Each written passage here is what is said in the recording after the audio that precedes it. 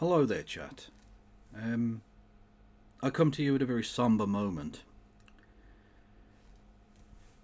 I usually only reserve the honour of, let's not call them a eulogy, let's say a fuck you-logy, for the death of a person, the death of a human life. I've done that many times here on this channel, you're aware of this. But I felt that this was such a monumental moment that I couldn't let it pass. We saw today the death not of a person, because they're not really human, but also literally they didn't die, but their career did. And that for me is much more important, I think, in some respects. I'm talking, of course, about the political career of Marine Le Pen. As you can see on the screen there, I am not funded by Russia, but she almost certainly was. And the bits where she wasn't, clearly she was being funded by the European Union, another organisation which she wants to get rid of, or at least leave, have France leave, whatever. She came out of fascist testicles, and fascist bollocks is what she spoke most of her life. And because of her many and varied corruptions, which frankly I just took for granted in a French politician, but apparently they're illegal, she has now been convicted. She has now been convicted of embezzlement. I know you can't see anything on the screen. I don't have a fucking anything for it. Shut up. Shut the fuck up, okay? I'm doing my fucking bit. You know what's coming? Like this is a fucking well set up channel, you dickhead. Anyway. The career of Marine Le Pen. Fascist, some would say. I being one of them. Terrible human being, some would say. I being one of them. Her career has gone to meet that of the life of her now dead father. Much love. Can we get some lols in chat for her dad being dead? That is very, very erotic. Anyway, her career is now dead. She's been convicted of this embezzlement. She's been given 4 years. 2 of which to be served on an electronic tag. What a thug. And 2 suspended. And barred from running for office for 5 years. So she won't be able to run in 2027. Her political career has ceased to be. It has gone to meet its maker, quite literally in the form of Marie Le Pen, the aforementioned dead cunt. And so I want you to join me, dear chatterinos, in a moment of sombre and sincere mourning for the death of the career of Marine Le Pen.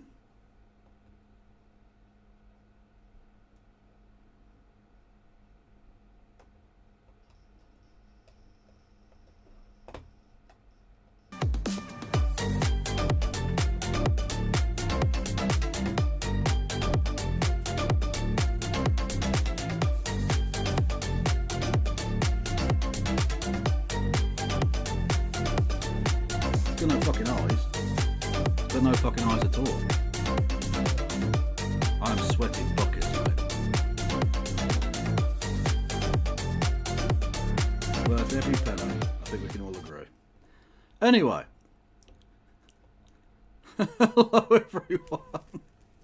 Just going to take this off before I fucking drown in my own sweat. Ah! Much love.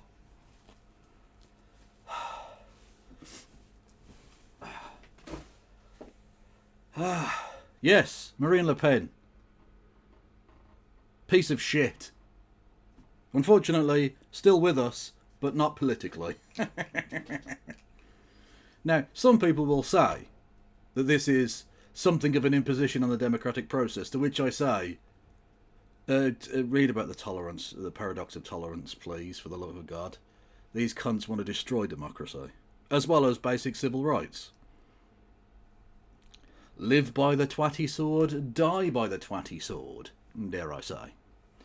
And also this really annoyed Elon Musk, which is like, that for me, Elon Musk being upset is more important than democracy. And I quite like democracy, but like I like pissing off Elon Musk even more than that. It's just not remotely a coincidence that defending democracy often annoys Elon Musk, so it's a twofer, you know? Oh. Anyway, how are we all? Now, I've set up, by the way, everybody.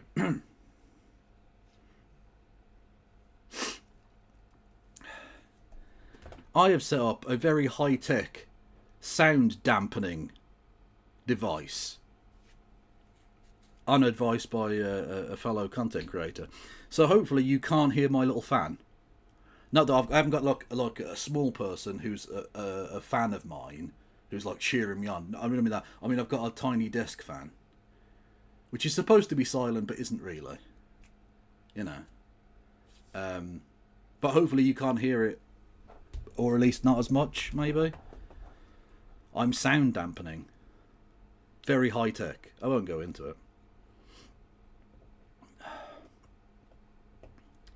How are we all anyway? Are we well? Hopefully you enjoyed my amazing intro.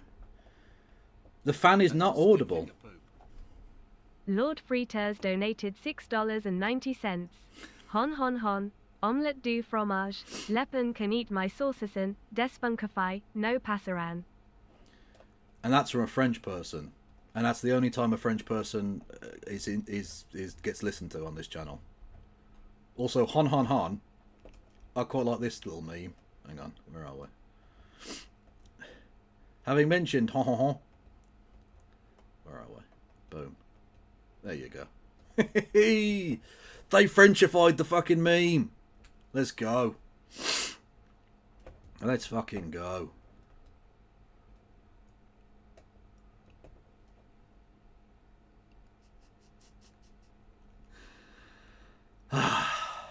Anyway, thank you for the $6.90 or whatever the fuck it was. 69. I see what you've done there. It's very nice. Much love. Sneezy poo. A moment of sincere mourning. Oh God. Dear Chatterinos. Oh God, you actually fucking cut it out as well. Should I put that up as a? You know what? I'm downloading it. Hang on, no, I'm not. I'm going to share it to my YouTube. Dear Chatterinos. Shut the fuck up, Logan. In a moment of somber and I will cut you, you cunt. Shut up. Anyway, I'll upload that as a short or something later. Anyway, hello. Technically, it's not celebrating a death either, so it's probably within the terms of service, I reckon. Maybe. I don't know. Anyway, where are we? I want a Barbie. Oh, good lord. I'm not showing that meme, Phantom. Good lord. Thank you, Niall1797. Resubscribing with Prime, 8 months. Much love to you. And thank you to Says Thomas for gigantifying an emote. Which is a thing one can do. Oh. I think it's because that fucking thing's been over there for so long, it's gathered a tiny bit of dust. Not enough to make it that much of a difference, but like, enough that it gets up your fucking nostrils. Pardon me. What is it, Clem Fandango? Today the chip shop gave me a fish cake that was broken in half in a way that made it look like a bit like a vag. Do you want a photo? Do we want a photo of 255's fishy vag, everybody? Is a sentence I did not ask. I did not expect to ask myself today, but that's. I'll let chat deal with that.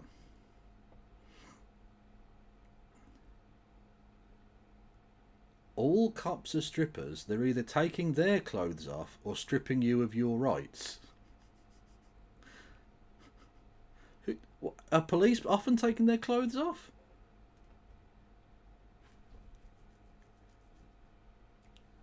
I don't know.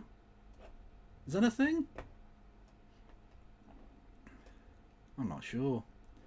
Yeah, apparently the chat wants it. What did I even ask? Like you were going to say no. You're all fucking degenerate perverts. Oh, sorry, pervers. You see? Verify age. Why do I have to verify my own age? What? Hang on a minute. Am I not allowed in to the not safe for work memes of my own fucking I'm literally not. Look at this bollocks. This is my fucking look. The Kevolution, right? So it's my Discord, and I'm not allowed in. Verify age. Take a screenshot or a selfie of your ID. Follow the steps. We'll DM you. Fuck off. Suck my fucking giblets. It's my fucking Discord. What? Why are you allowing a not safe for work Discord Discord part on a Discord of someone you don't know is 18? That's why I ask you, Discord. If you don't think I'm 18, why are you allowing a not safe for work section on my fucking Discord server?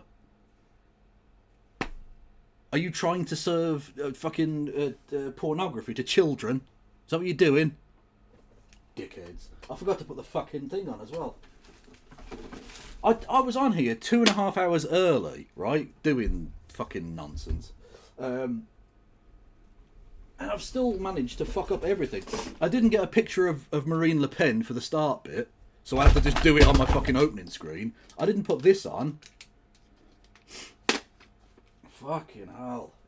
What a load of bollocks. What a load of absolute fucking chutney gibbles. Ah, there we go. Oh.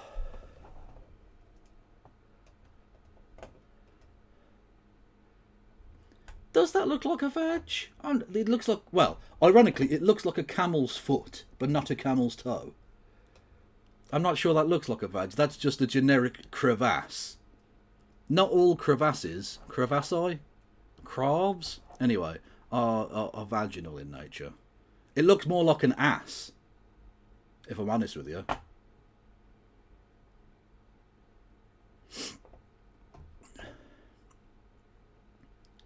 That's not really vaginal. Yeah, it does look more like an ass crack, yeah. You've let us down, 255. We were promised fishy vag, and you have brought us nothing of the kind. You brought us fishy arse, which is just fucking weird. What is this?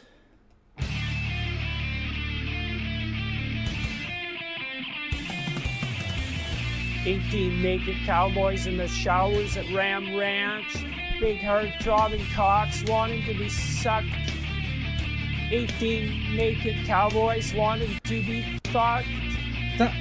I clicked on that without. So that's a Jordan B. Peterson Ram Ranch.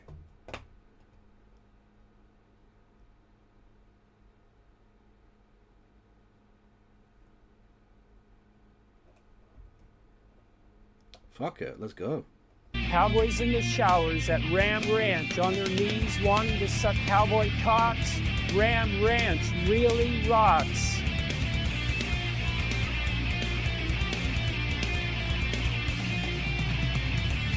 Hot, hard, buff cowboys, their cocks throbbing hard.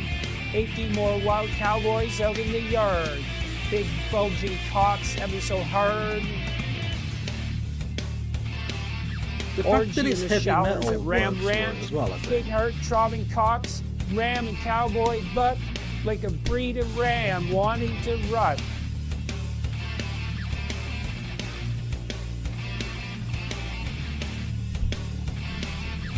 Big heart throbbing cocks, getting sick real deep. Cowboys even getting fucked in their sleep. Ram Ranch, it rocks. Cowboys love big hurt throbbing cocks. I'm going to leave this image on as well. Why not? What a dissonant series of media choices I've made. At Ram Ranch, big hurt throbbing cocks wanting to be sucked. 18 naked cowboys wanting to be fucked. Cowboys in the showers at Ram Ranch on their knees wanting to suck cowboy cocks. What's especially glorious is the first story I have for you is very serious. Ranch really rocks.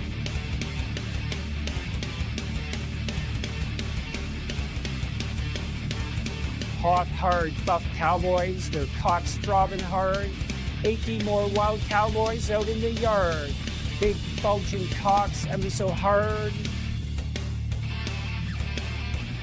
Orgy in the showers at Ram I like Ranch. the riff behind Big it. hard It's throbbing beautiful, cocks, ram and cowboy butt, like a breeding ram wanting to rut. I've got the hair up and head back now.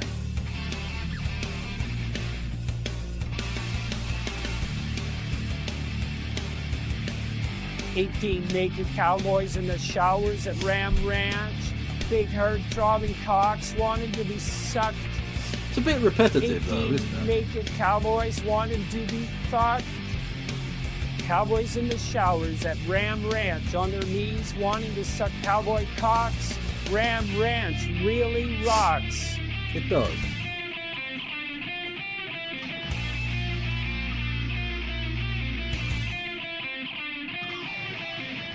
Big hard throbbing cocks getting sucked real deep. Cowboys even It getting just fucked goes in their on. sleep. Ram Ranch hit rocks. Cowboys love big hard throbbing cocks. Just goes on forever. Oh no, we're done now. Okay, fuck mate.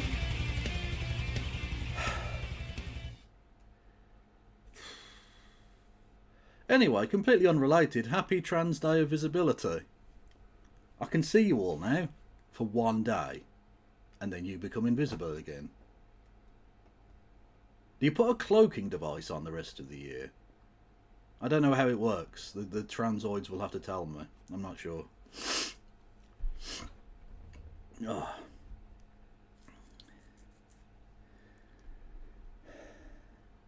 Reminds me of Winona's Big Brown Beaver song by Primus. Yeah. Or My Wiener by what do you call it? Bowling for Soup. My wiener is lonely tonight. She cries when I turn out the light. She is only happy when I'm holding her tight. Oh, my wiener. Take a look at my wiener.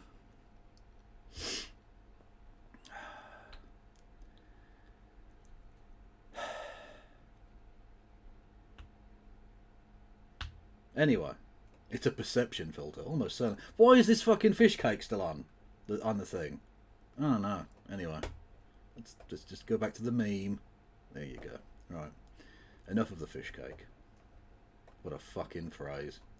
Anyway, hello there, chat. We're going to start now. 20 minutes in, we're going to actually fucking start. I'm not doing another Ram Ranch fucking song. No, stop it. Right. Hello there, everybody. You can hit the follow button. I don't know why the fuck you would want to after this start, but you can. I believe in you. That is a stiff dick of poop. It is a stiff dick of poop. You can become a member. You can become a member with YouTube... No, not with YouTube Prime, you utter cock. With Amazon Prime, a different shit company. Anyway, or you can gift subs to the community, as Lord Fritos just did to Journeying... Okay, fourth time's the charm. Journeying Jordan. It's not that fucking difficult a name. Both of those words are in a language I should understand. But I don't, clearly. What is this nonsense? We'll get to it in a second. Right. Anyway, thank you. You can also do likewise or something. If you do it right now, we get on to a hype train, which will make me feel very, very sexually aroused. Although, of course, I won't be able to gain an erection because the people in the video games. Oh, I'm talking about. Speaking of incels, we'll be watching a thing about an incel in a moment. What is that beautiful vehicle? It's what's called a dumpster, and you put like discarded bits of ephemera from existence into it, and then it gets emptied and compacted and burned, and it destroys the planet.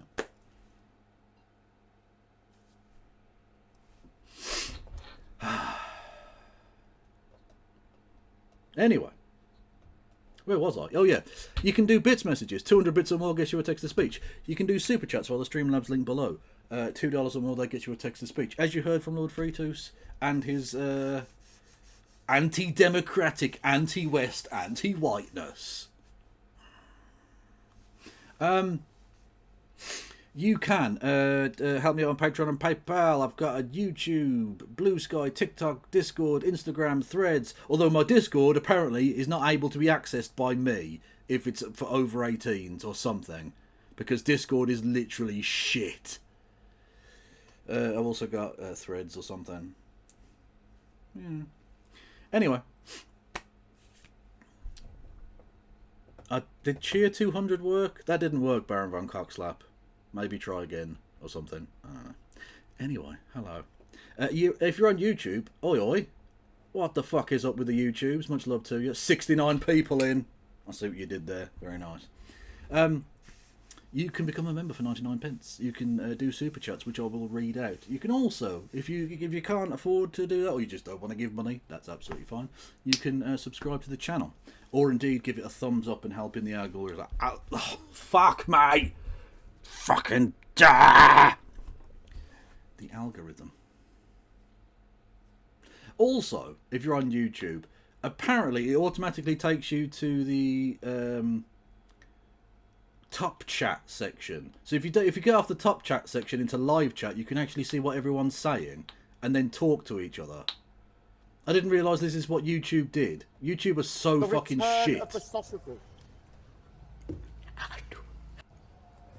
Thank you, Baron Van Coxlap, with 200 unmessaged bitties. Much love to you. We're on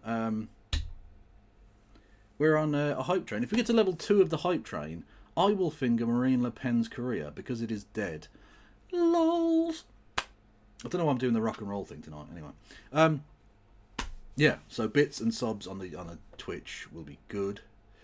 Viktor Orban publicly admitting to embezzling public money. Oh, well, look, Viktor Orban is a fucking dictator.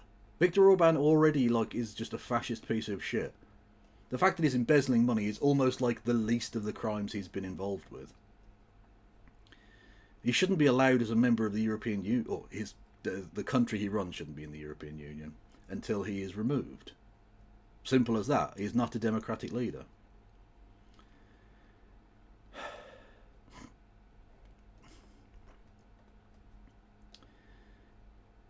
Thank you, Idiosyncrasy, with $1.49. I think it has to be Boiled like a baby otter. I think it has to be $2 to scare the shit out of me, but I do, or £2, $2, whatever. I appreciate the money nonetheless. Much love to you, and thank you, Brett James. No, yes, Brett James for gifting a sub to Stefan or Stephen, if that's how it's pronounced. I'm going to go Stefan. I am. I don't want to do this anymore. Oh, you fucking cock! Literally just clicked off it. Just clicked off the fucking page. Otherwise, I'd have seen it coming. Much like Ran Ranch. Thank you, Carl Brown. Hope you're well, Kip. I was, until you fucking messaged. But not because I dislike you. I dislike having a heart attack. What the fuck is this?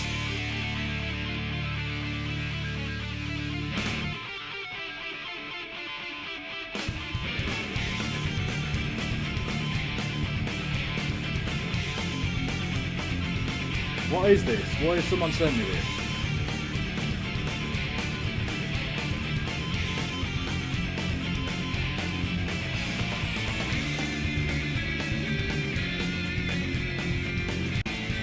Is it just the audio that was used on that thing? Yeah, it's just the backing track for that. Oh, fuck off, man. Right. Birmingham City Council are fucked. We've mentioned this a million times before, but I wanted to just bring this to you because it is my hometown patch. So, for those who don't know, there's been a strike of the binmen in Birmingham. That's refuse collectors. They may be called something slightly different in your particular neck of the woods. Yes, they've been out on strike, mainly because the council, in order to pay for the huge debts they're in because of things that were somewhat beyond their control but somewhat within their control, have decided to fuck over all of their workers, basically.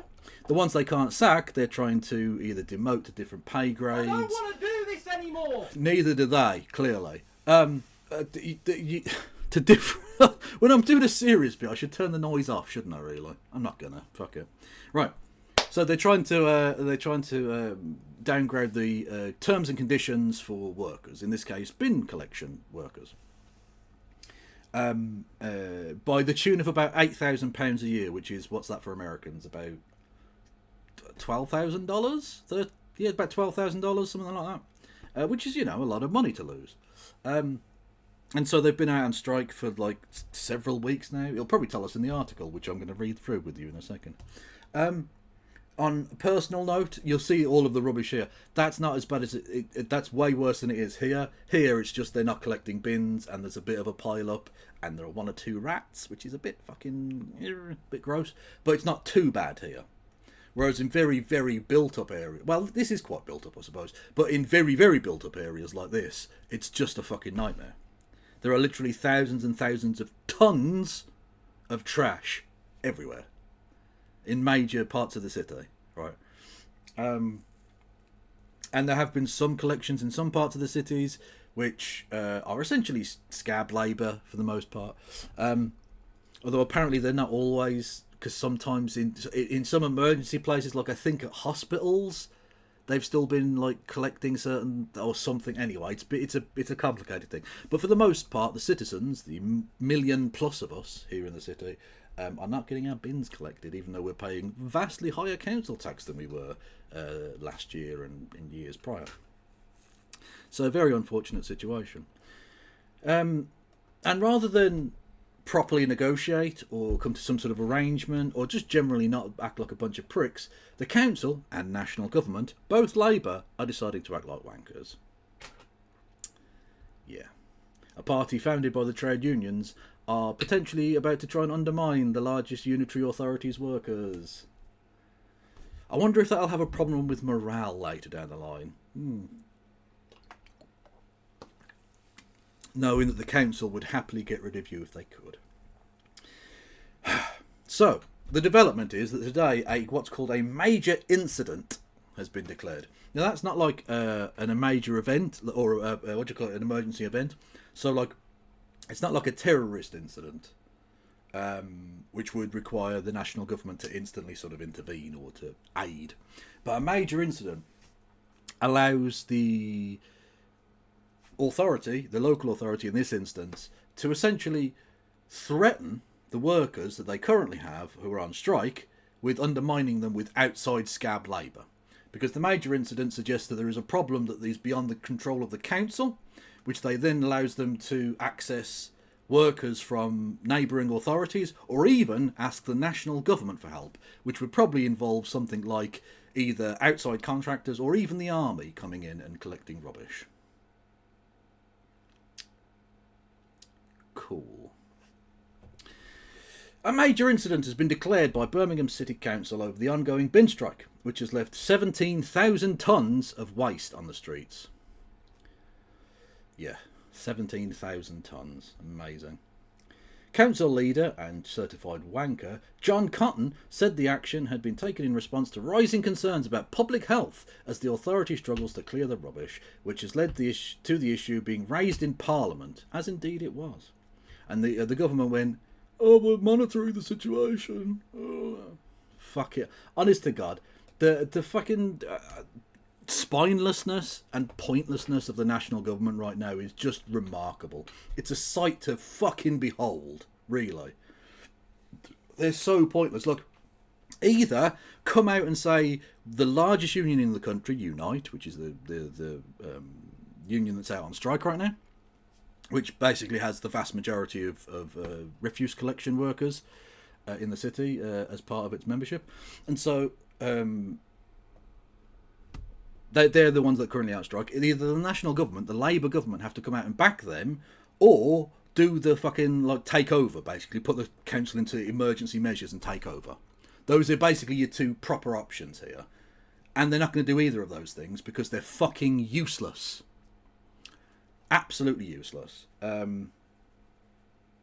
So I really don't know what else to say other than, Keir Starmer, you are a briefcase cunt. Please fuck off forever. Honestly.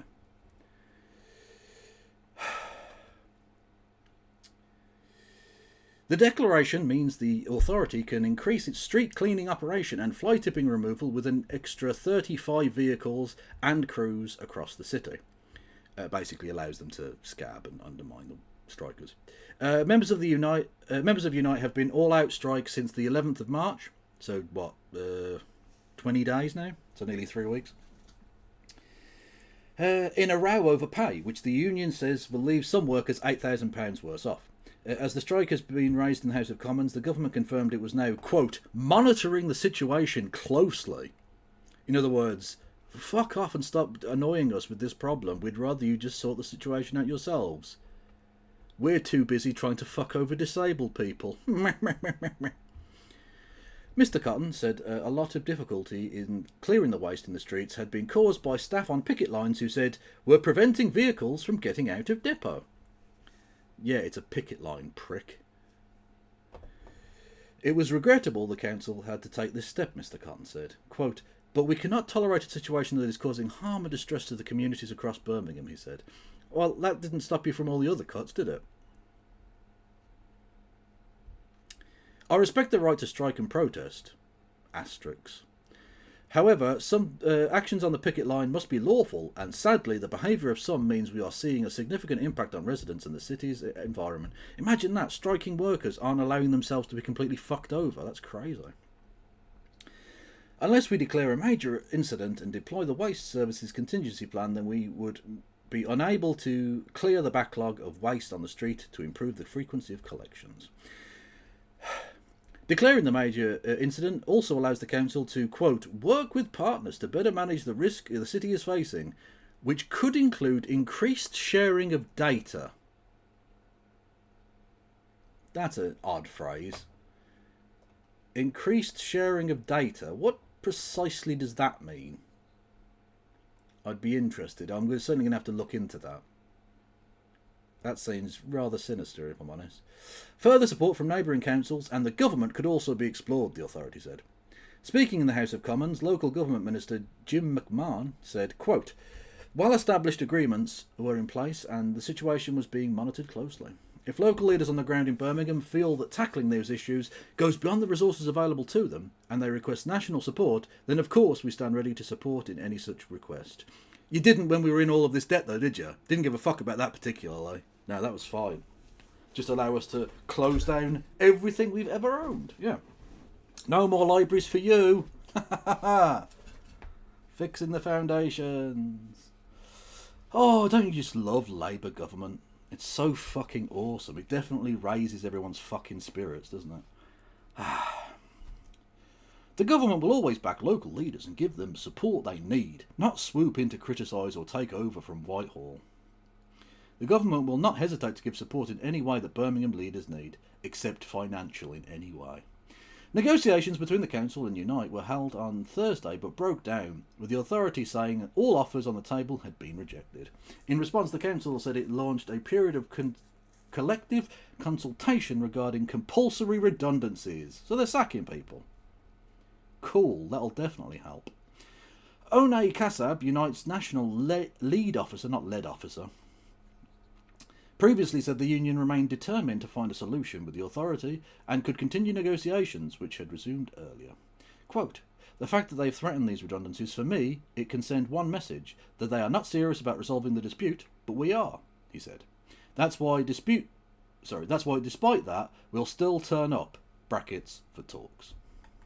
So, yeah, they did actually finally quote a union leader, much at the bottom, having quoted extensively from Labour cunts at the top. Brilliant.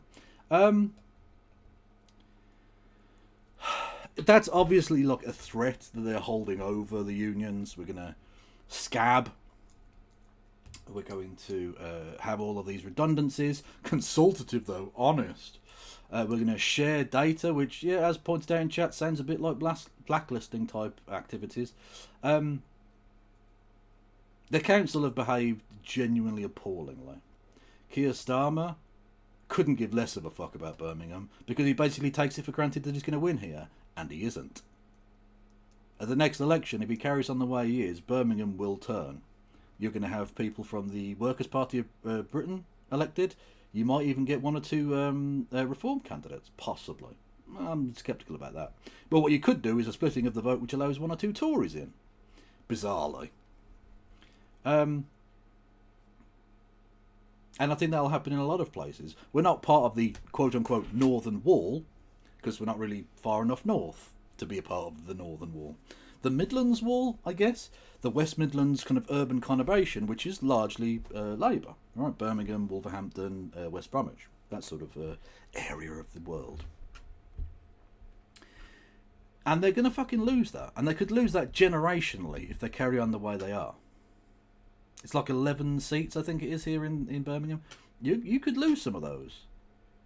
Allied to the fact that you're going to lose 30 odd in Scotland. Many in the Northern Wall. So the Red Wall, the Northern Wall. You're fucked, mate. Unless you actually do anything to help. Because I notice you're not financially helping out Birmingham. Or basically anywhere, especially like disabled people. But you are going to financially help out Elon Musk by getting rid of the digital services tax. We know who you serve. And it's not the people of Birmingham, is it?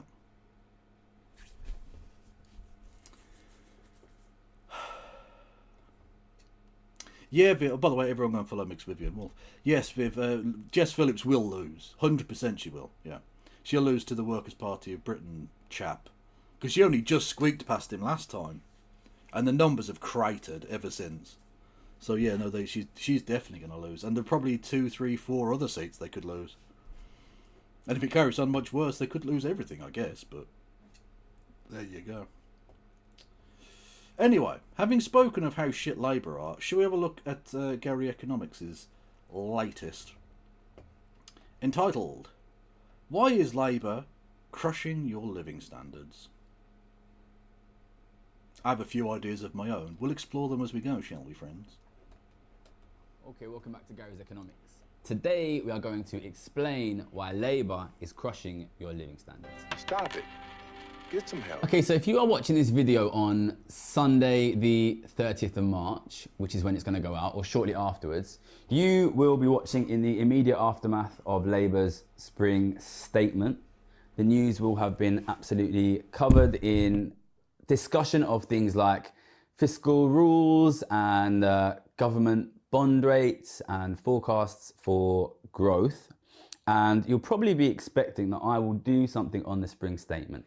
But to be honest, at times like this, when we have these kind of theatrical, political set plays, I often get frustrated with the way the media has a kind of a fixation with nailing in on the specific details, which tax has he risen, or which tax has she risen, which spending has she cut, and there's very often very little discussion of what is actually happening in the big picture. Why is Labour choosing to do austerity 2.0?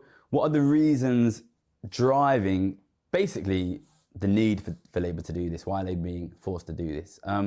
When I was a trader, one of the first things which I found really interesting was that you very quickly realise as a trader that the things which are portrayed as important on the news are very often not important for traders at all. And the things which are... Well, that's because they're not really living in the real world, are they? Because again, I've pointed this out before, but during the pandemic, right, when the traders went home, when the stockbrokers and the fucking bankers went home, the country was fine. The country toddled on just fucking dandy without them.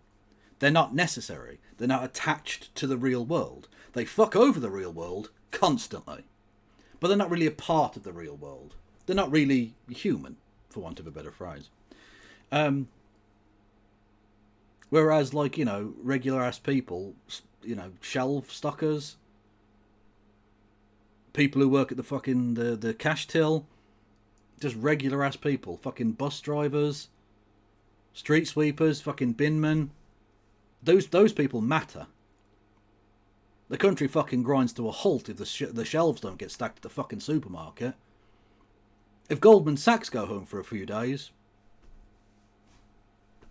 okay, cool. Which one of them gets paid like that's the truth, though? Just a thought. On behalf of our Mad Cat, Kev, what's your opinion of Paulette Hamilton? Oh, interesting one. Okay, Paulette Hamilton, a relatively new MP for Birmingham, Erdington, Edgbaston, something like that. I forget. The north of the city, whatever. So Erdington then. Yeah, Erdington. Anyway. She's one of the better ones, I think, from what I know. She was a councillor here before for a number of years. Didn't really sort of pull up many trees as a councillor, and then took over at a by-election after Jack Dromey died, the former union leader, who was not a great union leader, let's be honest. But anyway, doesn't matter. Yeah. So she's one of the better ones, certainly. She's one of the more vaguely progressive members of Parliament. But as always, she hasn't really been around long enough to fully get an opportunity to sort of show her stripes, because she's only been there since like 2023? So like less than about 2 years now, something like that. But she's one of these people that's really annoying. She has the Susan, what's her name in Maine, the senator. She does what she does. She'll talk the right talk when she needs to and sound vaguely sensible and like, oh, maybe she's on our side or something, and then will seemingly just vote with the party whip always. And in many respects, that's worse than just like Christian Wakeford, who you know is a Tory bastard who's going to fuck you. If that makes sense. Susan Collins is the person I was thinking of. She has very different politics to Susan Collins, I should point out. I'm just saying she does that thing of making the right noises, but always voting with the arseholes. So, yeah. In many respects, that's more dangerous, isn't it?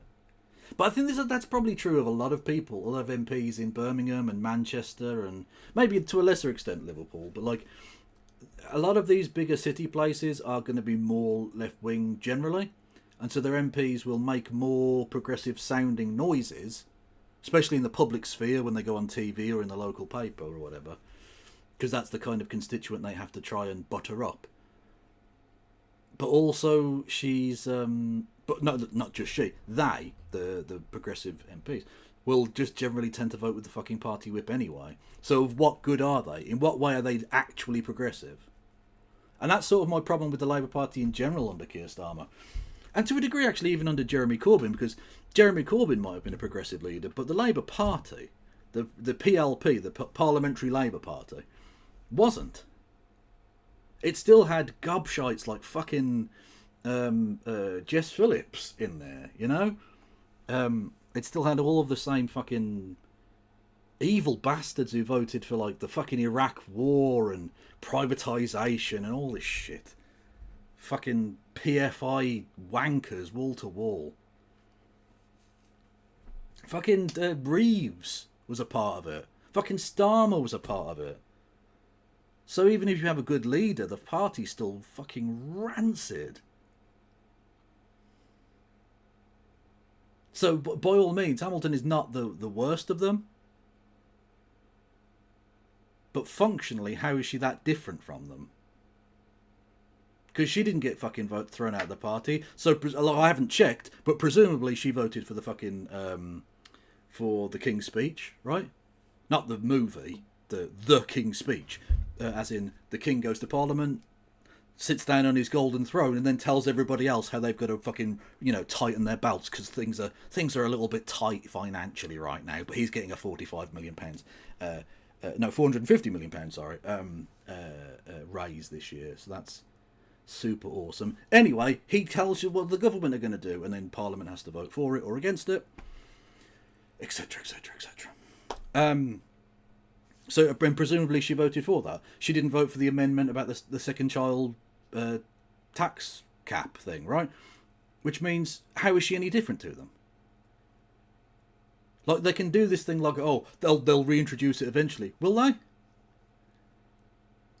Because they've had, let's say, 1.5 budgets now. They've had an actual budget and now a spring statement, which totally wasn't a budget, but was like half a budget. And they haven't got rid of it. Still in place, still driving child poverty into the fucking ground, and she voted for it. So how are you fucking progressive? And I don't want this just to be about her, because it's not about her. It's a much larger and deeper problem. But I was specifically asked about her. And she's getting some noise as a more progressive member of the parliament. She isn't. Not really. Was she really Birmingham's first black... She was Birmingham's first black MP? I don't think that's not right, is it? She might have been the first black woman MP. I'm sure we've had black MPs before, haven't we? Was she really? Hang on a minute.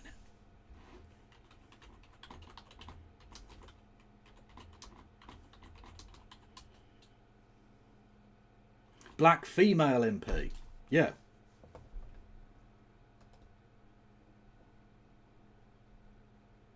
Okay. I'm sure we've had black MPs before. Although I couldn't name them off the top of my head, thinking about it. But we've had enough black people here for long enough that we must have had a black MP at some point, surely. I'm trying to think though. We've had Asian MPs. No, Dal, we're talking about Birmingham's first black woman MP. Diane Abbott was the country's first black woman MP, but she's in Stoke Newington in North London. Or is it North? Yeah, North London, isn't it? Yeah.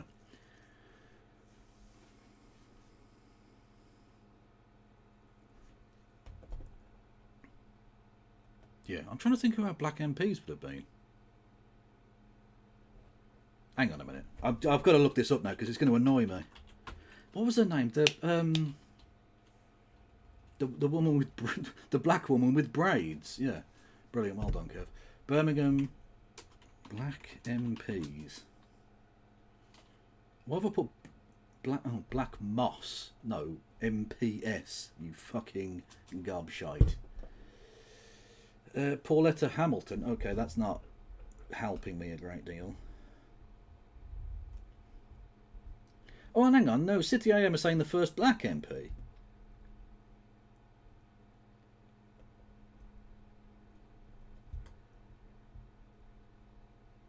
Oh, no. Okay, so wow, we're getting mixed messages then.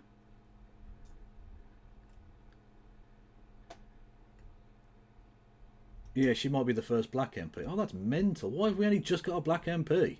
The fuck? We've had a massive, like, West Indian... Caribbean population here for fucking decades. What? Oh, that's mental. That's fucking shameful, in all honesty. Oh, she's a fucking Villa fan as well. Fuck off. Dawn Butler. Dawn Butler's not from Birmingham, mate. Where does she represent? Not fucking Brom, I know that much. Brent East, so that's London as well. Anyway, it doesn't matter. No one gives a fuck, Kev. Shut up. Diane was the joint 7th black MP. Well, so there were 6 dudes before she was there. Oh, fucking hell. You can hear the Brum accent as well. Oh, yeah, absolutely. Yeah.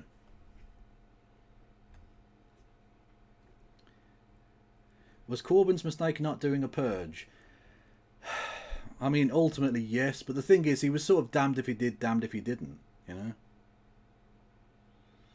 Yes, yeah, fucking David Cameron and Prince William are both Villa fans as well. Because, you know, they're both very strong Brummies, naturally. Anyway, Gary Economics, right. Important for traders in the markets are very often not shown in the news at all. So you have a situation where the news likes these kind of set plays, like budgets, spring statements. But really what matters for traders, the economy, for your living standards are what are the big picture long-term changes in the economy. So what I want to do today is I want to explain why it is that Labour is doing austerity 2.0, why Labour is cutting spending. Because they're Tories. Like, I'm sure he's going to give a more nuanced and deep answer, but ultimately it's just, you know, it's they're Tories. They're literally Tories. Her and Paul Boateng both became MPs in 1987. Indeed, they did. And Paul Boateng is a right-wing twat. Anyway, didn't he become ambassador to South Africa after he was an MP? I think. This is the third time I've watched this now. Oh. You don't have to watch it. No one's fucking keeping you here at gunpoint, dickhead. Fuck, you know. Eleanor Smith. Eleanor Smith, that was the woman I was thinking of. I fucking met Eleanor Smith many times. She was actually quite nice. Was a black woman from MP from Birmingham, but represented Wolverhampton. Yes. So technically, Birmingham has produced a black woman MP before this by like 3 years or something. Fucking hell. Currently, 65 out of 650 MPs are said to be from an ethnic minority background. Only 10%. Only fucking 10%. City might end up playing Villa in the FA Cup final. Well, hopefully Crystal Palace get the business done because they're annoying me now. Also, oh god, talking of annoying. Well, actually, I like Newcastle Football Club, right? Although if they carry on winning stuff, maybe less so. But there's a new thing going on. Right.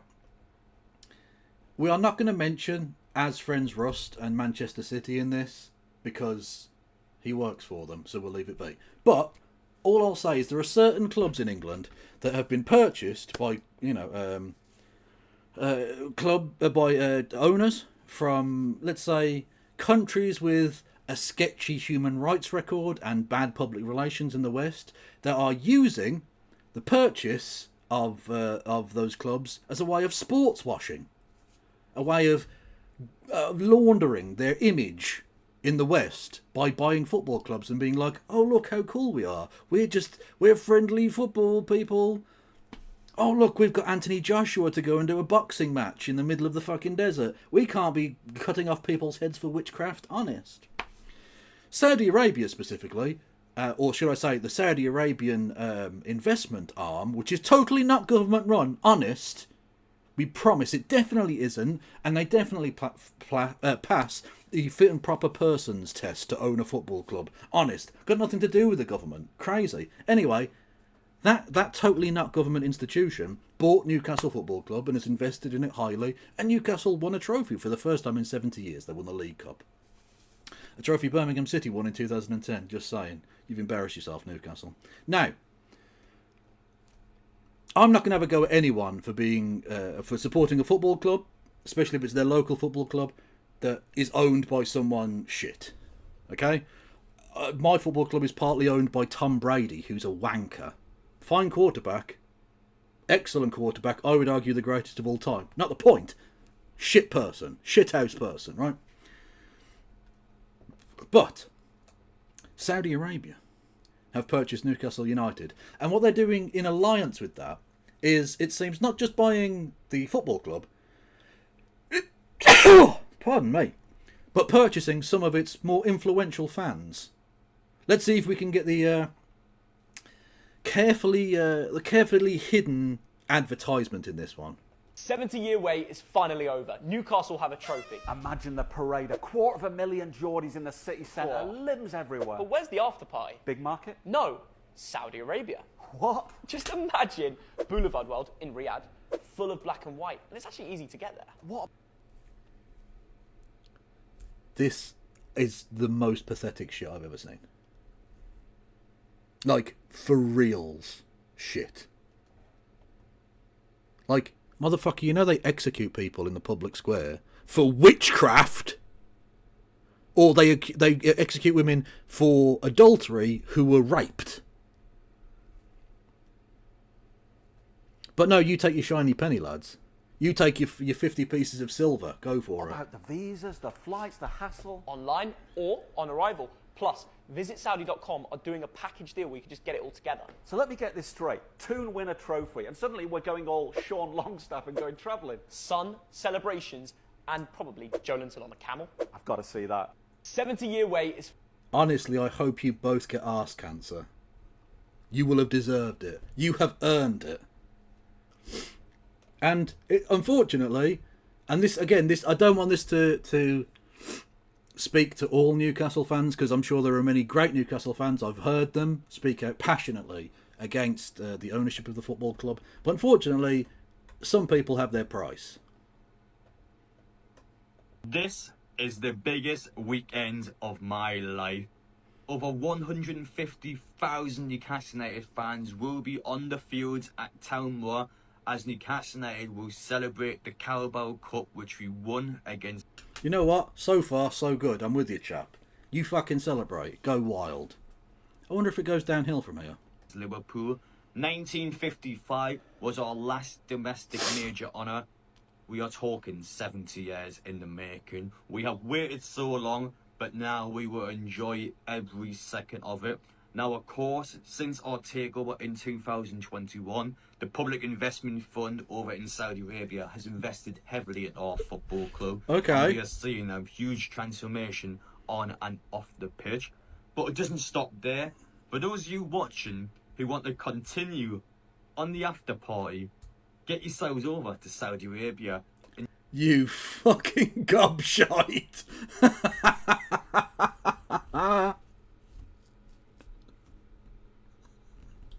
For those of you who want to do the after party, go to the country doing a genocide in Yemen. Yippee! What the fuck? Oh my god. Do you have no shame in your soul, sir? Really? Enjoy the culture, learn a lot more about the country, and of course, get yourselves over to the Boulevard Road in Riyadh. I've had the chance myself. The fact that they've both mentioned the Boulevard Road, I wonder if the Saudi Arabian government want to get tourists over to this new attraction that they built in the fucking desert. To be there in 2022, and for you, it's a chance as well to learn a lot more about the background of Newcastle United, and of course, How is it? No, time out. You can sell it to someone as a holiday, sure. How the fuck are you going to learn about the history of Newcastle United by going to the Boulevard fucking Fest in Riyadh, Saudi Arabia? Riddle me that one, prick. Plenty of direct flight options in the UK.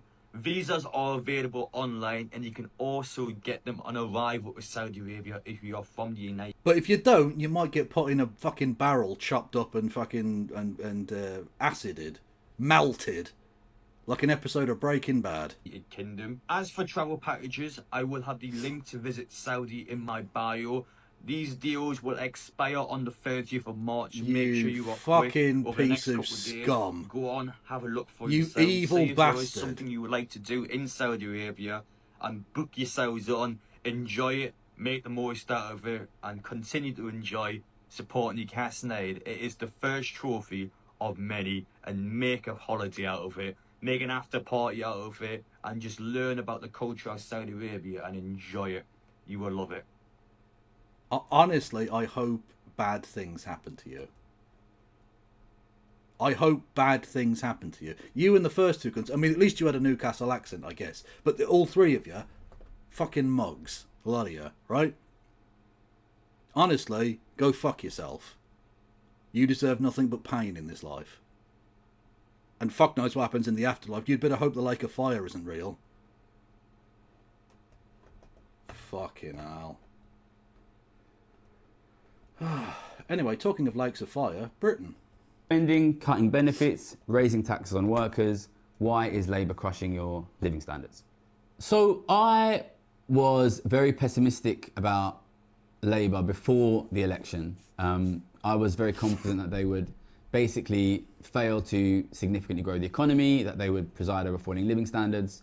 And I thought there was always a significant risk that they would basically move into this austerity 2.0 space.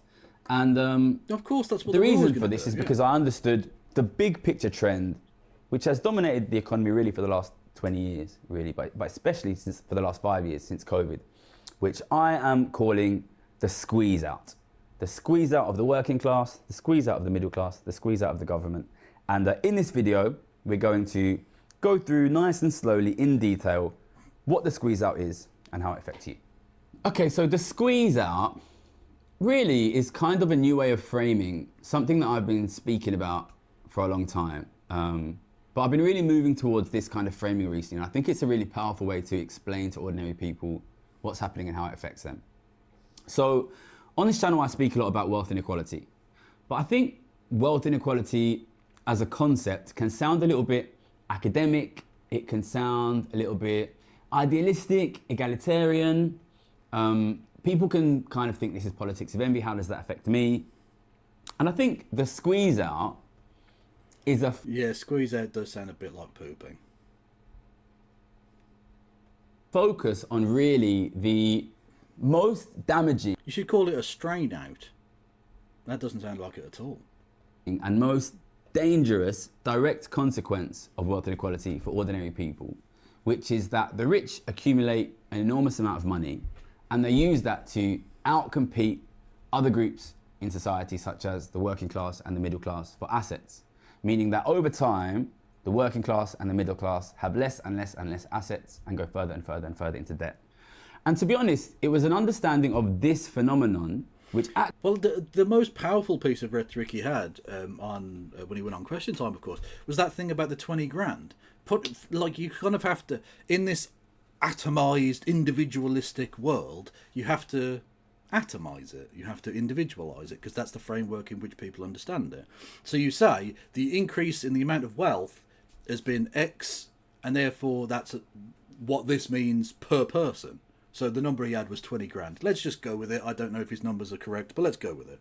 So it was the equivalent of £20,000 per person in the country. So if you can look at the pre-pandemic you and now, if you're not £20,000 richer, someone else has got your 20 grand. That is a fucking powerful, powerful message. Because it may instantly, the individual person thinks, well, what could I do with 20 grand? Who's got my fucking 20 grand? And just getting them to ask that question, just getting them to go through that mental process, takes them so much closer to any semblance of class consciousness than any academic ever could. And I don't say that to denigrate any academics. Academics are very, very important to all of this. I'm not taking the piss here, okay? I'm saying that in terms of your individual person beginning to understand wealth inequality and the systems that keep them in place and how they can begin to get out of that, putting it to them in that stark turn, someone has stolen £20,000 from you, is hugely impactful and powerful for the individual person. Because that's the way you can understand it. Your average person doesn't know about macroeconomics. I don't really fucking understand it, but like your average person has absolutely no clue about macroeconomics. Okay? They don't know about fucking interest rates and fucking global markets and all this shit, okay? But you tell them 20 grand has been stolen from you. Who's it been stolen from? Or who stole it? Jeff Bezos stole it. Elon Musk stole it. Keir Starmer stole it. You begin to get them on the journey to something worthwhile. Actually led me to become interested in wealth inequality in the first place. When I was a trader in... Do I have your 20 grand? I don't have your 20 grand, but if someone wants to give me 20 grand, please don't give me 20 grand. That's way too much. But you can give me like $5. If anyone wants to chip in $5, I'm all up for it. Bits, subs, subscriptions, memberships, all of that. Super chats. These are all available. Friends? Yeah, well, no, we're friends. Like, I love you. I'm just not in love with you. Okay? In the aftermath of 2008, everybody was predicting a strong economic recovery. But I couldn't help but notice that ordinary families we're getting poorer and poorer year after year, generation after generation, and so with the government. And this was basically what led me to understanding that inequality is important. So if we reframe and focus, instead of wealth inequality itself and on the squeezing out of the working class and the middle class, I think it makes it a lot more visceral and powerful for ordinary people, ordinary families like you, because you start to see what this means is me and my family are going to lose our wealth. We're going to lose our houses. We're going to get driven into debt. Okay, so what I'm going to do from now is basically a nice historical lesson of the history of wealth inequality. I'm going to focus mainly on this country in the UK, and we're going to talk about how ordinary families got wealth and how they got squeezed out and are being squeezed out. Okay, so... Okay, it still sounds like pooping analogies though. Thank you, Journeying Jordan. Naked bin man waiting to be sucked. Oh, for God's sake, Journeying Jordan. We're not doing bin ranch. Thank you, Eddie PDX. I'm back, and dear God, it's horrible. Thank you for your 30 months, much love. And thank you, Saltal Snake with 20 bits. Much love to first, some historical context. The period 70 years after World War II is not historically normal, and it's not internationally normal. True. During that period of 70 years, we saw a lot of ordinary people, a lot of ordinary families, people earning average or even less than average incomes, being able to own homes without significant debt, get things like pensions, basically own a chunk of the wealth. That is not common. If you go to most of the world, to be honest, outside Europe and North America, if you go to most countries in Africa, in Latin America. Yep, it was the largest sustained period of life quality growth in the Western world, basically ever. The quality of life for your average poor person in 1800 was no better than it was 1,000 years earlier, really. The access to some technologies was a bit better. Life expectancy was a smidge better, but not massively so. Whereas the difference between the quality of life between 1900 and the year 2000... I don't want to do this anymore! That didn't scare me at all, shut the fuck up. Is fantastically different. The average working class person in 1900 could only dream of the quality of life of the person 100 years later. Fuck, they could only dream of it 60 years later. It wasn't a normal period of time, at all. He's correct.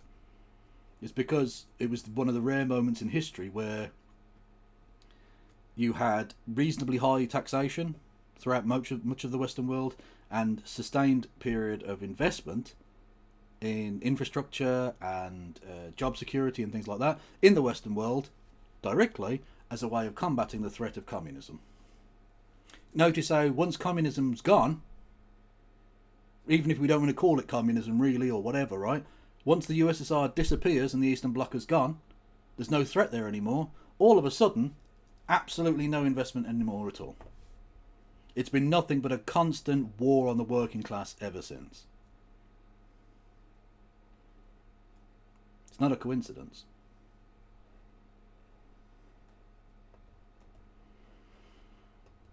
Hang on. Thank you, Gary Fee, with $5. Here you go. Much love to you, friend.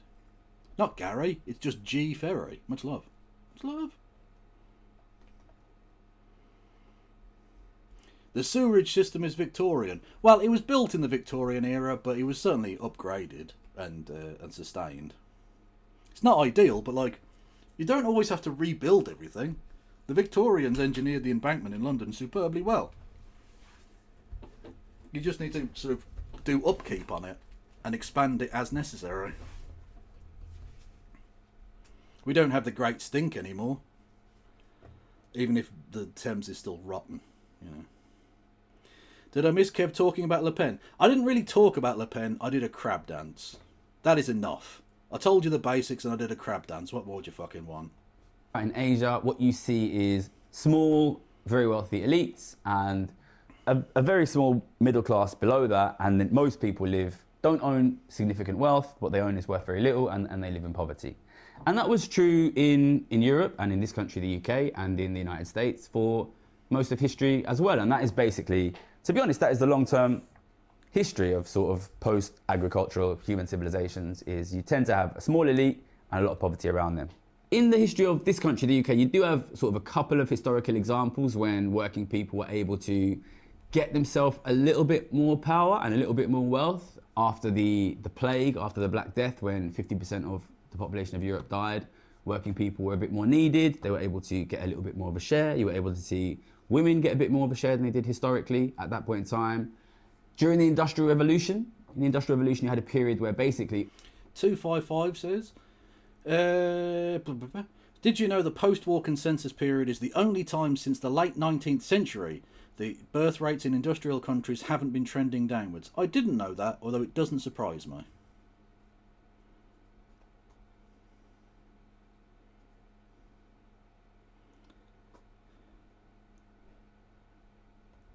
All of the world's production was happening in, you know, a small part of northwestern Europe, and after a lot of fighting, ordinary working people were again able to get a bit of a share. But even then, realistically, these societies lived in very high levels of inequality. Most of the wealth owned by super elite.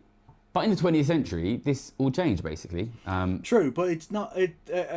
Even during the kind of, I don't know, the worst excesses of, like, not necessarily feudalism, but let's say post-feudalism, let's say kind of mercantilist capitalism, the differences between the wealth of the poorest and the richest was nothing like it is today. We have worse levels of inequality than the fucking the Gilded Age.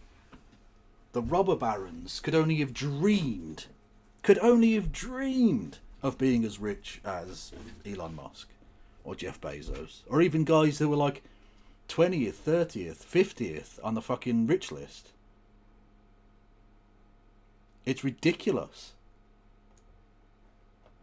People sometimes forget that even at the beginning of the 20th century, the 1900s, there was still really, really widespread poverty and extreme inequality, even in this country, the UK. Yeah, there were slums. There were fucking slums.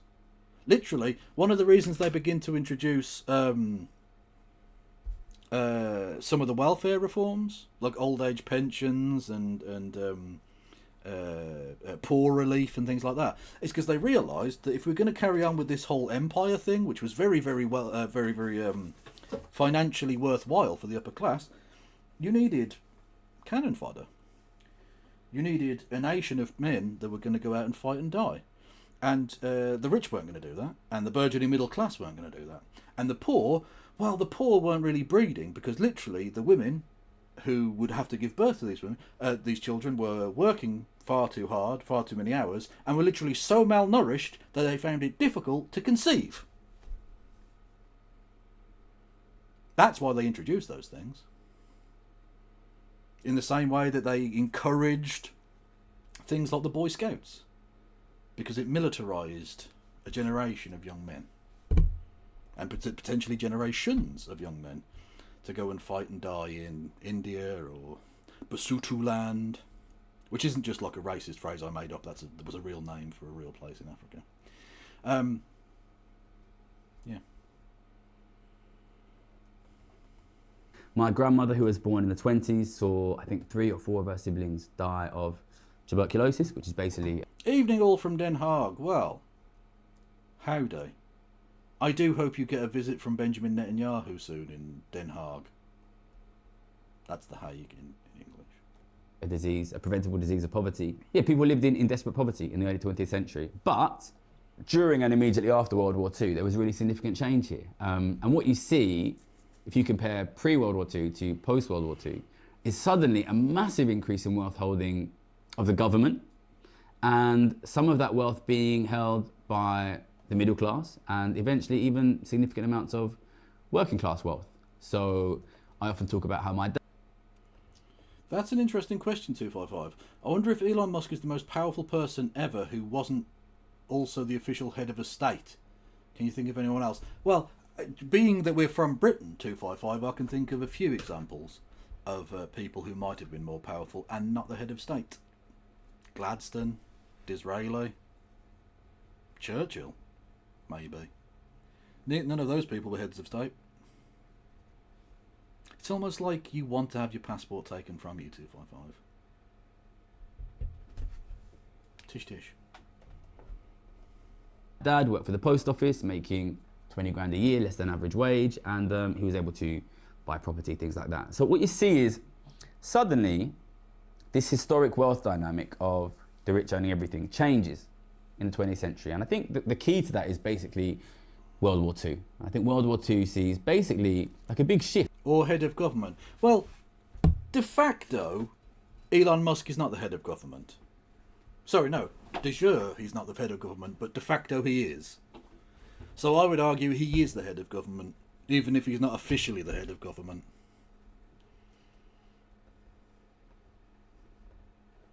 In the ownership of wealth. And to be honest, I would like to understand a little bit more about exactly how.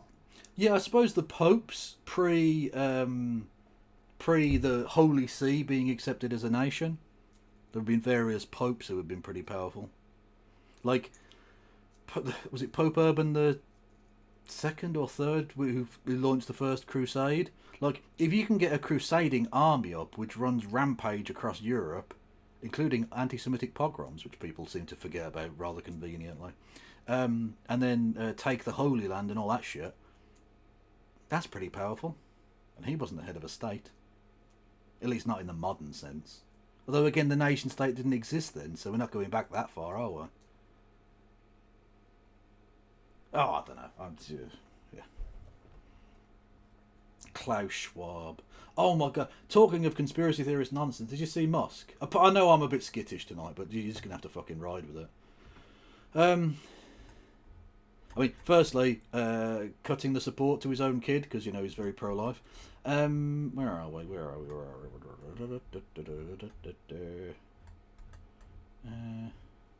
Here we go. So, Elon Musk was being heckled. He's trying to buy an election in Wisconsin for a seat on the state Supreme Court so that he can get away with murder or something. Anyway, he says this. The federal government, like, shocking, really. It's insane. Yeah, it's really wild. So Being booed, right? I mean, it was inevitable that at least a few Soros operatives would be in the audience. Give my regards to George. Say hi to George for me. So he's literally out there giving out $1 million checks to people for voting, giving out $20 gifts to people who register other people to vote in this election. Just trying to buy votes, just literally spending millions of dollars to buy votes, doing the very thing that that they accuse George Soros of doing, including trying to put fucking microchips in people's fucking heads, and yet he's still doing the you're George Soros operatives. Like, motherfucker, in this situation, you are the George Soros that the right wing lie about existing. The accusation is the confession in broad daylight.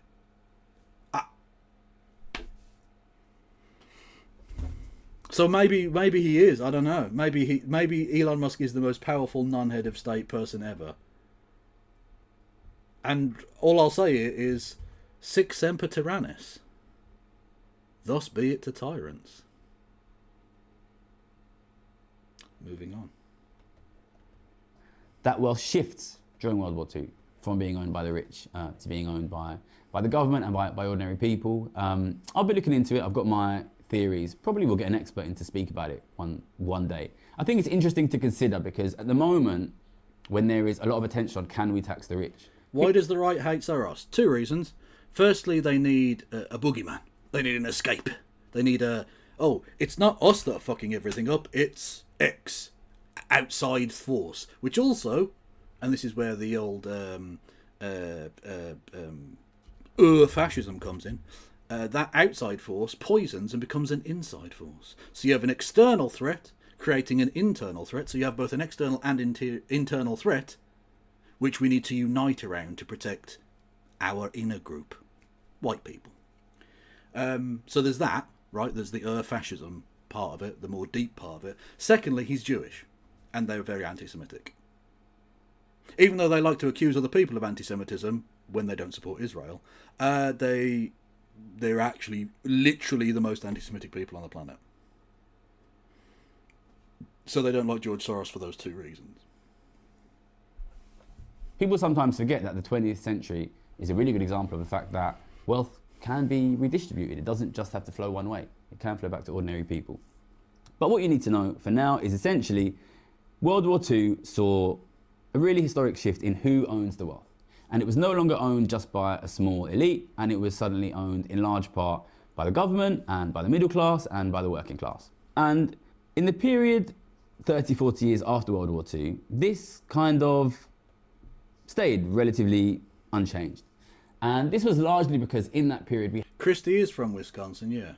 And she would have been on tonight. I should have explained, really, shouldn't I? Monday is usually the night we do happy hour with Christy. But she's had a really tough day and a long day, so like she was going to be tired. So we were like, oh fuck it, we'll kick it till tomorrow then. It's not a problem. So tomorrow we'll do that, and we've got some fun things coming up. I might even do a wheel for the first time in ages, but don't hold me to that because I will almost certainly forget or be a lazy cunt. we had very, very high rates of tax on rich people, which essentially prevented the flow of wealth, which I talk about a lot on this channel, from happening. So whenever you have inequality, you have this kind of problematic, monopoly game style situation, which is these guys own the assets, these guys don't, you have to pay your salary to them, and over time, that wealth difference grows and grows and grows. But in the 50s, 60s, 70s, we had very high rates of tax on the richest, which basically prevented the rich from accumulating. What did the working class own after World War II? Well, straight after World War II, not a lot.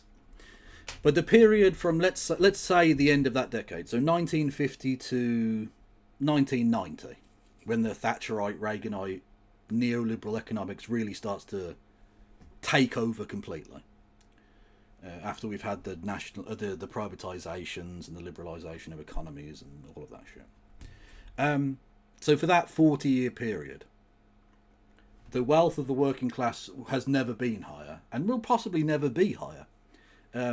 House ownership, car ownership has never been higher. Incomes, life expectancy, quality of life, free time away from work, union rights, virtually everything was the peak it has ever been during that 40-year period. Like, without wishing to recycle some old shite, they've never had it so good. Literally. And unfortunately, due to, again, there's no coincidence, the end of the Soviet Union era, the end of realistic attempts at any kind of socialism, however imperfect they were, and they fucking were. Trust me, I do a Tanky Tuesday bit, I know. They've stripped away all of those advantages that the working class were ever given. Because they were starting to get ideas above their station, you understand. They were doing strikes and things, it was terrible.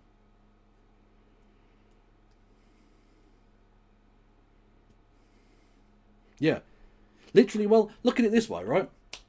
In America, in 1987, 88, whenever The Simpsons started, I forget, the late 80s, it was not unrealistic for a mainstream network cartoon show to depict a nuclear family of 2 parents, 3 children, a cat and a dog, a house, 2 cars, on one completely uneducated person's wage. Now, technically, he was doing a job far above his wage, which is one of the jokes, that he's a nuclear safety expert in a plant where he has no experience, right? But the point being that this was not some crazy out there like, oh, well, that would never happen, right? It was seen as perfectly normal for a man with no real formal education to be able to provide all of those things from one income in 1989, I'm being told, right? Late 80s. Whereas now, that would never happen. Like, as soon as you put that show together, they'd say, well, how the fuck are they able to afford any of this? They couldn't afford just the house, let alone the 2 cars and the kids. On one fucking income, are you mad? That's how badly it's shifted in the time frame of a fucking TV show. In the span that that television show has been on the air, and to be fair, it's one of the longer running shows that's ever happened, but even so, during the lifespan of a television show, we have gone from that very normal situation to that being completely unthinkable. Where on 2 wages, you might be able to afford to rent a fucking box apartment on the outskirts of London. But not have any fucking kids. Or a car. Are you fucking mad? What do you think this is? 1989? Get fucked. That's how bad it is. For as much as you might not necessarily look back at 1972 as the greatest period in history, woo! Trust me, the life expectancy, also the life quality of damn near everybody was better. It just fucking was. The millennial generation, my generation, will be the first in 100 years to have a worse quality of life than our parents, to have lower life chances than our parents, to earn less, given the inflation and all of that sort of thing, earning less than our parents did, whilst working longer hours as well. Cool. Making money and buying up the assets. Then in the 80s, you have the Thatcher in this country, Reagan in the US governments come in and basically totally rewrite the story around economics. Lots of people don't like Thatcher and Reagan, but I think when you look back at what they did, we can kind of view them as a hopeful example that tax policies can be changed, distributions can be changed, the story about economics can be changed, and these guys basically changed the story. I will add that's what we're trying to do on this channel, basically, change the story about economics. Thatcher. I'll be honest with you, that's some cope. That's just some straight up cope. I like Gary. I think Gary's a fucking excellent communicator. I think he's got some very good ideas. That is pure hoffery of copium, right there. We can view the powerful taking power on behalf of the powerful as a hope that we, the powerless, can do the same.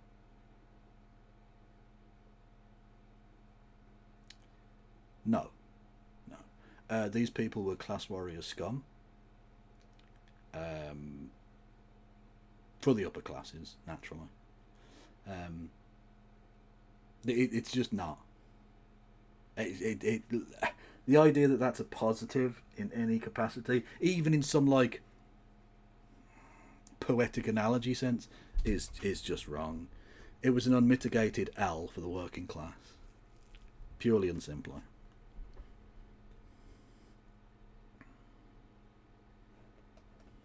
Reagan came in, they changed the story on economics, and they massively slashed taxation on the richest people. And as soon as you do that, that's when the squeeze out begins. And we enter stage 1 of the squeeze out. Okay, so part 1. Enter stage 1 of the squeeze out, you drop your pants and you brace for the cold impact upon your buttocks. And you grab your phone and start scrolling.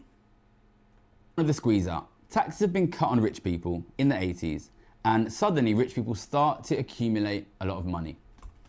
Now, one key feature of rich people, which I speak about a lot on the channel, is that rich people have what economists call a low marginal propensity to consume. What that means is, if you give rich people a lot of money, they will not increase their consumption significantly. What they will do instead is they will start to buy significantly assets. So the rich get a lot of money, they start. My parents, I suppose, are boomers. Yeah. Later boomers, but boomers, I guess. Yeah. Buying assets. The first thing you see is asset prices rising. You start to see stock markets going up, and you start to see house prices going up. What's interesting about this is most people perceive this stage 1 as a really good thing. So, we're existing in this post-war economy where lots of people, even poorer people, own assets. And they start to see their house price go up. Or they start to see their stock holdings go up if you're in a country where, like the US or Germany, where people own stocks. People are really excited, like my house price is going up, stock price is going up, like this is really, really good. And I think what people don't realize is those rising stock prices and those rising house prices are basically a manifestation of the rich starting to squeeze people out of asset holding. And what Often during a squeeze out, you do have to squeeze your assets. Yeah. you'll see first is the very poorest people will respond to these increased asset prices by selling their assets. And I think the first thing that you saw was, in particular, older people from poorer families using that, I suppose, asset windfall to give themselves more comfortable retirements. I want to point out, comfortable retirements are not a historical or an international norm, but this is a thing which we started to get, in particular, in this first stage. Oh yeah, don't get me wrong, Eddie. I'm not suggesting that the Simpsons example was true for all people. Okay, there were, there are lots of people throughout America for whom that obviously was never a real thing. Just like the old thing about the gilded bird cage thing, right? The idea that there was a series of women who never had to go to work until recent generations. That was true for, middle and upper class women. And their lives actually probably weren't very happy. Well, the point being is that it wasn't available for most women. Most women have had to go out and work. My point with the Simpsons example is that for a very brief period of time, like I say, 1950 to 1990 is the years we'll give, although you can stretch it a little bit either side, I guess. It was not impossible for a working class family to get on. The idea that working hard actually paid and that there was a worth to going to work, that if you worked a 40-hour week you could actually afford to provide for your family, was true. That was actually just true for a lot of people in America and a lot of people in Britain and a lot of people all over the Western world, in a way that it definitely isn't now. Like, you can go to uni and get a degree, work hard, put your life on hold to try and build a career and all the rest of it, and still end up with fuck all at the end of it. Like, that's just true for virtually everybody now. Like, it's tilted completely. Even middle-class white Americans are fucked now. And that's basically the only reason you're beginning to see any kind of change in the discussion. As long as middle-class white Americans and middle-class white Britons, the what's called in Britain Middle Britain, which doesn't literally mean the middle of Britain, because that's where I live. It means like the middle strata of British society. Largely white, although it's less racially stratified in Britain, but it's an issue. It's only because they're now fucked. Middle class kids can't afford to buy a house either. It's the only reason you're now getting this move towards enforced YIMBYism. That you're going to have all of these houses built. And it's not going to be enough. It's not actually going to change the game. But the government have to pretend to give a fuck in a way that they just didn't 10 years ago.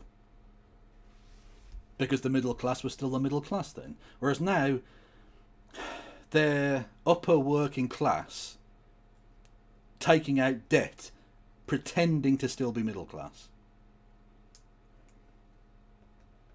Squeeze out. So if you're poor, you've lived a poor life, and suddenly you see your house price going up, what you are probably going to do is you're going to say, okay, this is great. I'm going to use that increased price to give myself a little bit of love. It is Trans Day of Visibility. Fuck yes. Everyone go and follow some random geek who does gaming streams and things and is awesome. Fuck yeah. You can give university degree, however, and streamer Kev money. True. You can give me money. And I will use it to buy a house and kids. Actually, I'm not going to buy kids. You know what? I'm not even going to carry on with the joke. It got weird. I don't like it anymore. Moving on. Luxury and a little bit of comfort in my retirement. And what this means is, the first stage of the squeeze out, it feels great even for the poor. Especially honestly, if you own property. Honestly, squeezing one out does feel good. I once didn't even get up off the shitter during a fire alarm because I was enjoying it. I was enjoying laying a good fucking log. And I thought, if this is how I die, fine, fair. Alright, there's worse ways to fucking go. It's going to look fucking mental for the fireman that comes in. He's going to think I was wanking, let's be honest, but I don't give a fuck, I'm dead. Turns out it was a false alarm anyway, but... Property, you're like, my asset price is going up, I'm going to sell the asset, and I'm going to live a better life. So what you see is, in the first stage, the rich are accumulating money, but they are not using that to outcompete the poor or the middle class for consumption, which means living standards don't fall for ordinary people. What they are doing is Literally true, by the way, is when I was at uni, there was a fire alarm in our digs in the building during the first year, and I was having a shit. I went, I ain't fucking getting up. I didn't say anything because there was no one else in the room with me, but I just thought to myself, I'm either going to die or I'm not. I'm finishing my shit, and if I burn to death, okay, whatever. I've always been a bit of a weirdo, I think it's safe to say. they are using it to squeeze the weakest hands, which is Don't squeeze it with your hand. out of no. ownership of assets, out of ownership of property. Now that goes on, and eventually you start to see property prices are going up and up and up. Poorer families eventually over time are owning less and less housing. I think a really good example of this is the right to buy scheme here in the UK, which is when the UK government sold off its housing to poorer people, and those poorer people owned their houses for a bit, eventually sold them in order to fund decent retirements, and ended up owning nothing. Now the property, which is now why we're an absolute rentier society, and with no council housing at all, basically. are owned by rich people and they buy to let properties, and the poor end up with the government having no assets and themselves having no assets. This is a really, really good example of how in stage one of the squeeze out, asset prices get pushed up and up and up and up and up, and that squeezes out the weakest hands in society, who are in the first place the working class. But the working class often, and this is not just the working class, the squeezed out class often enjoys it. To be fair, Elvis didn't just die on the shitter, didn't he have a heart attack? I think they'd have been able to tell I died of smoke inhalation. Able to consume more while they are saving their wealth, and they often don't look down the line and think, what's going to happen when we don't have any wealth left? So what you see here is weaker and weaker hands dissaving their assets, getting poorer and poorer in wealth terms, but using that to sustain a good quality of life. And I think I'll just make it clear what dissaving is. Dissaving is, I have some wealth and I'm gonna, for a period of time, spend more than my income by basically selling the wealth. I am not a renter, no. Which, by the way, God, is also a slang expression for a rent boy, a renter, in some circles. So I'm neither a renter in that respect, or a renter as in I rent a property. I don't rent. Oh God. Is this more or less like an arsehole than the fish cake from earlier? I can't tell.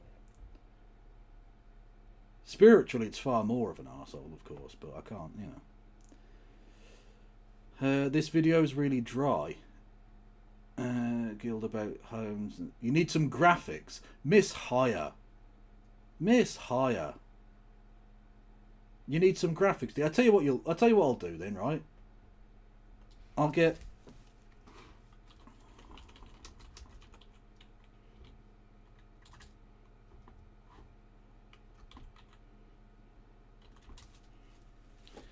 some PragerU graphs on the go, right?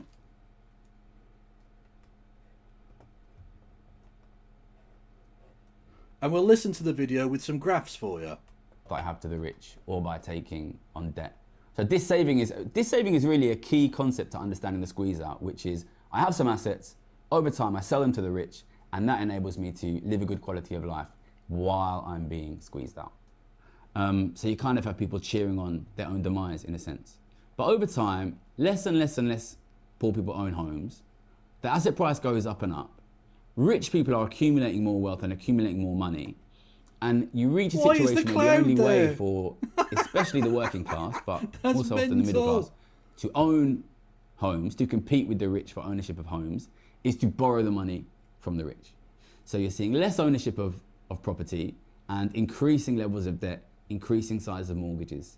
And this keeps happening. Hitler. The rich get richer and richer and richer. House prices go up and up and up and up. Levels of debt increase and increase. Why is Hitler so much bigger? Why is Hitler so much bigger than those people? It doesn't make any sense. I'm not even listening to Gary anymore. Apologies, guys. Increase. And eventually you reach a point where the rich are looking at the poor and the middle class, and they're saying, well, you don't have any assets anymore. You are in a massive amount of debt to us. We don't think you are creditworthy anymore. And that is when you enter stage 2 of the squeeze out. So when we get to stage 2, you have this problem where basically a big chunk of society. We're at stage 2 now. We're starting to drop some fucking logs. By the way, if it's immeasurable, why is it on a graph? Surely the whole purpose of a graph is to measure things. Even by the standards of PragerU, that's fucking mental. Anyway. Society can't borrow money anymore. And this happens in 2008. So up until 2008, a big chunk of society is getting squeezed out, but they're able to still spend because the rich are lending to them. They basically reach the point where the rich says they're no longer a good credit, let's stop lending to them. And that is when you enter an economic crisis. That's what I got in just before that happened. I got in just on the cusp of 2 happening. Otherwise there's no way they give me any fucking money. Jesus Christ. Suddenly the lending is not there. This means a massive chunk of society can't afford to spend, and you essentially enter an economic depression. People Otherwise can't I'd probably be a renter in both senses. spend, businesses shut down, that means even more people can't spend, and that is for the first point in the squeeze out when the rich are not only taking your assets, but they start to basically not allow you to consume. And what this of course means is there's a massive increase in poverty. Suddenly people lose their job, people can't borrow, people can't spend, there's a massive economic depression, and that means that governments have to step in. Poverty is a great way of keeping people in line as well. That's what they like. They like the control of it. So here in Western Europe, we generally live in welfare states where the governments have a kind of theoretical responsibility to make sure that the majority of their populations stay out of poverty. But the majority of the population, by the beginning of stage 2, they've got no wealth, they've got no power, they basically have no way to keep themselves out of poverty. So governments step in. But the government has a problem, which is the rich are getting richer and richer and richer and richer. They have the assets. This group of people, the working class, they've got nothing. The government needs the assets from the rich to support the working class. But unfortunately, the government has been very reluctant to tax the rich. So they turn around to the rich and they say, what do you want in order for you to allow the poor to live, to have a good quality of life? And I don't even think that the most part they've even been asking that. It's what can we do to protect your wealth and keep the working class quiet? Is the basic question. We're talking post World War II. Well, sorry, I should say post World War II consensus. The government don't fucking work for you. Well, it could be argued they never did, but at least they had the side effect of giving people extra quality of life. Basically, it's what can we do to keep them quiet. And at the moment, we're not even in the stage of concessions. We're in the stage of, shall we black bag them? They're protesting a bit too hard. Should we just throw them in jail? They're putting chewing gum on a car. That's a felony offence. Literally, that happened in America this week. Fucking mental. the rich basically say to the government the same thing that they said to the poor, which was, we want your assets and we'll lend you the money. And then you see basically the exact same thing happening to government, which happened to the poor in stage one, which is the government gradually sells off its assets, government is saving essentially. Asset prices start to go up again because the rich are getting richer and richer and richer. And I think it's worth noting that after 2008, even though the initial move was a crash in asset prices, there was then a massive increase in asset prices. The government are put in the same situation that the working class are in. The only way they can support living standards for the working class is to sell their assets and to take debt. And the government gets poorer and poorer and poorer, fewer and fewer assets, and more and more and more and more debt. And I think we'll try and flash up a graph of Thomas Piketty's data on the work. Okay, I haven't watched this. Better or worse, chat? Better or worse than the PragerU graphs?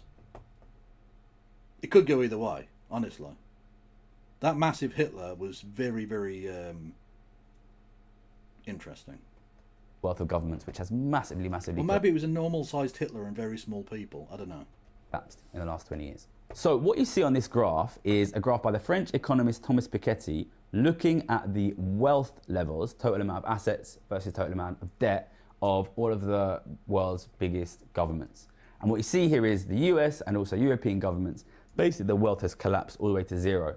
It's worth noting that this graph stops before COVID, and in COVID, these wealth levels collapsed. So what you have now is a situation where Get the fuck back basically him up West- with me, all these mutants! Welcome in, mutants! Hello there, Ico Rules and the Oko Rules people. Hello. God, you streamed for a long time today, Ico. God damn. Anyway, hello there. Ico people, I'm Kevin Logan, a person from the UK. Hello. You can hit the follow button if you want to. Everyone go and follow Ico Rules. She does very different content to me, but... well, she does React Dandy stuff, but to slightly different things. But you can go and follow them. They're very interesting and very nice. And funny. And American. I end my point. Western governments are not only zero wealth, they're actually massively in negative wealth. And this is a perfect example of the government being squeezed out, just like the poor were. So what you have there is basically... You're squeezing out a lot right now. This is a nasty one. This is going to take a lot of wiping. Stage 2 and stage 3 of the squeeze out. Stage 2 is the economic depression. Ordinary people can't spend. Suddenly there is a collapse in consumption, a first collapse in living standards. And stage 3 is the government stepping in. The government I've supporting living improved the standards, video. but the government gradually itself getting squeezed out. Eventually, when the government runs out of wealth and is too far in debt to borrow any further, that is when we enter stage 4. So stage 4 is I think I'm one of basically- the few politics streamers who would cover this with a pooping analogy. I think so.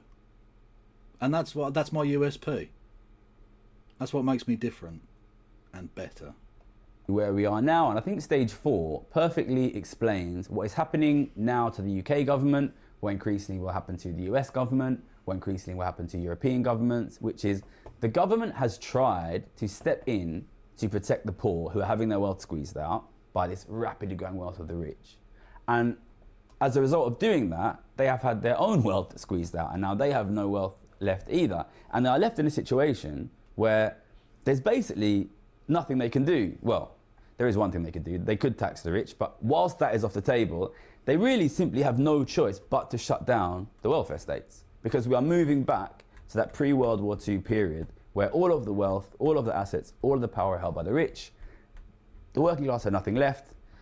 The government have nothing left. They have no wealth in order to provide you with the things which they are supposed to provide you. So what you see, and what we have seen in the last 10, 15 years, and what we will see more aggressively in the next 10 years, is basically the shutting down of government. So you see the closing of local services, you see the aggressive contraction of welfare, you see the defunding of the courts and the defunding of the police, and eventually the defunding of things like education. But the thing is, they're defunding the police, but they're not doing the defund the police thing, if that makes sense. They're taking away police, but certainly in the UK, they're taking away police budgets. But they're not using that money for the good things that they're supposed to replace with. They just don't get replaced with anything. So they're not like taking, say, I don't know, 20% of the police budget and using it for like mental health services that would actually tackle the core problem. They're just not doing anything. And so it's not just government collapsing, it's society collapsing. Awesome. And healthcare, we saw the defunding of social housing a long time ago. Basically, because the government have been squeezed out, they have no choice but to basically shut down all of these services. And I think this is the part of the discussion which is never really spoken about by economists and never really spoken about in the media. I think what you will have seen, and we're shooting this before the Spring Statement came out, by the way, but what you will have seen is the government, the media talking a lot about fiscal rules without really recognising the underlying reality, which is all of the wealth has gone increasingly to a small elite. And that means that the government really, if they are not willing to tax the elite with that wealth, the only option they have is to try and squeeze as much as they can the one remaining section of society which has a bit of wealth and has a bit of power, which is the middle class. And that is kind of what the government is doing. They're trying to fill this middle gap of, we're going to tax the middle class because they're the only guys with wealth. We're going to try to borrow from the rich. But really all that does is further squeeze out the next weakest hand, which is the middle class, and further enrich the guys who are doing the squeezing, which is the rich. And then you end up in a situation which I think increasingly we are coming. Yeah, there's the framing of have to. Although again, he does explain that if they're not going to tax the rich, then they have to. You see what I mean? Like he's giving the devil's advocate position. Rather, you know, like obviously you understand he doesn't think that's the way it has to be, because he advocates for a completely different system. Into, and we will come into, where basically nobody has any wealth except for the rich. And then what you start to see is the physical transformation of society. Yeah, feudalism, which is exactly what they want, really. The ruling class have never been happier. I don't want to do this anymore. Thank you, Andreas. Make the UK marginal income tax rates great again. True. Very true. Which is, we have lived for the last 70 years in middle class, working class societies. And what I mean by that is, we have lived in societies which unusually have provided things such as good quality housing and education and healthcare and goods and services to the middle class and the working class. But those guys have no wealth and no power anymore. So you need to change what you produce. You need to change the physical shape of your economy. And you need to stop producing things for the working class, stop producing things for the middle class, and start producing only for the rich. And I think a couple good historical examples of these are the famous potato famine in Ireland, where basically food was being grown in Ireland and exported to rich people who, while the Irish died because they were poor. I think of the famines in India where not just poor, seen as not quite as human, right? So, for instance, some of the he's going to go on to some of the famines in India. This is especially the case. The Great Bengal famine of West Bengal in 1942-3 was done, I mean, deliberately, basically, by the British. Kept exporting hundreds of tons of grain during a famine, which killed 4 million people, which is 2/3 of a Holocaust, if you want to keep up to date there. Or 2/3 of the Jewish population of the Holocaust, anyway. But, you know, yeah. They, it was done not even to feed the people of Britain, but to make sure that prices after the war didn't collapse. Sorry, that prices didn't skyrocket. Sorry, apologies, completely the wrong way around. The prices of food didn't go through the roof after the war. Because after, like, Lend-Lease and the food that was coming in that way dropped off the cliff, we weren't going to have any more fucking food being produced in Britain. In fact, we were probably going to have slightly less. Because all those people were still going to be on parade, still be on service in Europe for potentially years afterwards, and no more food coming in, which meant shortages, which meant spiking in price. So literally, the working class of Britain were the people who most benefited from that, bizarrely. Get to fuck, Nick, I'm not playing with all these mutants. Get to fuck. Hello there, Pond Scum Pod. I don't know that I know you, Pond Scum Pod. Do I? Am I a follower of yours? I am not, but I am now. Hello there, Pond Scum Pod. Everyone go and check them out. Anyway, yes, you're welcome in, Pond. PSP is what I'm going to call you. We're currently talking about how the people of Britain benefited from the death of millions of Indians. Yeah. Anyway, yeah. So it's not just that the rich did well out of this. Even poor British people did better out of this.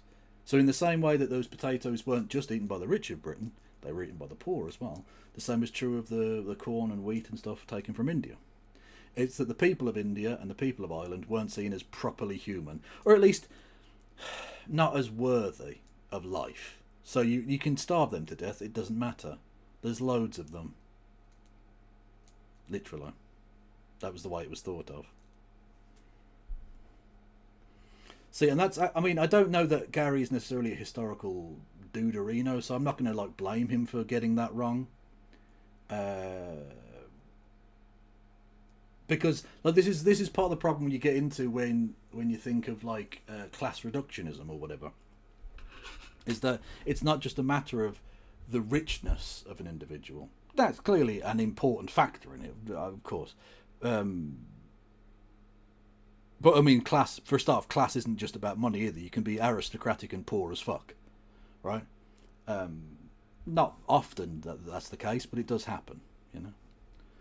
But as it was put, being rich isn't cheap. Or looking rich isn't cheap, I should say. Anyway, the point being, it's not just about class and stuff. There's all sorts of other things involved, like the racism towards both the Irish and the people of India. There's a sort of white supremacism, which might sound odd because we now think of the Irish people as white, but the people of Britain didn't think of the Irish as white, or at least the thought leaders of Britain at that time didn't consider Irish people white, and neither did the people in America, by the way. The Irish are a relatively new member of the white people club, not as new as the Ukrainians, mind. Okay, we're not the last people across the line, but I'm just saying.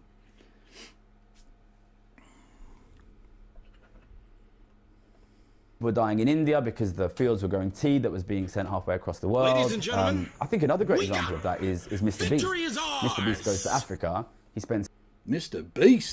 Beast cupping strays, love it. Thank you, Dick Stacey. Welcome in, friend. $500. Welcome to the kid their Kevolution. eyesight back forever. The reason that kid doesn't have his eyesight is because he lives in a very unequal country. He is a member of the poor class. He does not get anything. He's been fully squeezed out. The resources that he needs to get his eyesight back are being used by the rich, and he can't compete with them. So you need to move into a completely transformed society. Honestly, how Mr. Beast, how he's been just accepted. Like, he saw Squid Game and went, oh yeah, let's do that. Rather than it being a warning against the overweening powers and fucking exploitation of people, he went, no, gender identity fraud. Okay. I mean, you've heard the... I can't accidentally play those 3 words and then not play the video for you. You can't hear the phrase gender identity fraud and then... Fucking hell. Anyway, yeah, Mr. Beast is fucking garbage. Anyway. Gender identity fraud. Okay. A new felony offense that literally makes it illegal to identify as trans. If this bill gets passed... Can Texas... Can we actually just... Can we, like, concrete over Texas? I think that's the only thing for it. We need to just, like, flatten Texas and start again. Into law, then Texas would be the first state to actually criminalize trans people with up to 2 years in jail and fines of up to $10,000. And there are... What are the odds that the person that instituted this bill is either a rapist, a pederast, some sort of weird stalker, domestic abuser? Guarantee it. Endless ways to be guilty of these gender crimes because lest we forget, the person, the representative in Minnesota that introduced the Donald Trump Derangement Syndrome Act, which would have made the phrase, the concept of Donald Trump derangement a mental illness in the state of Minnesota. That guy was recently convicted of trying to solicit sex from a minor. Turned out that minor was a police officer. Every accusation, anyone who is not presenting as their assigned sex at birth to any government entities or even to their employer is committing fraud. You could catch a felony for being stealth at work. And remember, Texas enforces sex-based definitions of gendered language, so words like man, woman, father, mother, boy, girl all legally refer to a person's biological sex. So if a Texas cop ever asks you your pronouns, plead the fifth. Because any misleading verbal statement about your gender could be gender identity fraud. I managed to make it loop. Nice. Yeah, Texas is scum, and anyone who supports any such legislation is also scum. I dare say that will be ruled unconstitutional at some point, but for now, it probably remains law in Texas. Yippity-doo-dah. Which does not produce anything for the poor, for the middle class. I think the best example you can see of that, especially here where I live, is housing. So I grew up in Ilford, in East London. It was a working class street we grew up in. It was quite a working class town. Lots of small families living in small terraced houses, but it was respectable, it was dignified, there was a degree of space. And if you go back to Ilford now... talking of nonces, sorry. Not that, I'm not Gary, the person in Texas. Talking of nonces, did you see, I mean, this will shock you to your core, chat. This will shock you to your core. Where is it? I definitely will have bookmarked this. No? Did I not bookmark it? Oh no, hang on.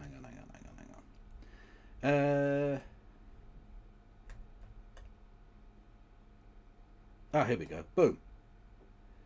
The woman who, or she was a girl at the time, of course, who Prince Andrew non-stop. Do you remember Prince Andrew? The guy who's like, is it 8th in line for the throne or whatever he is? Anyway, the dead queen, can we get some lols in chat for Lizzie still being in a box? She paid £12 million to a woman who had accused Andrew of noncing in order to essentially try and make the situation go away. She's had a terrible accident.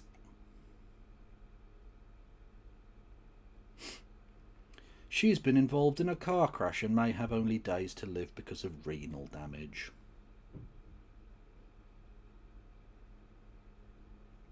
Yeah, she's been Diana'd.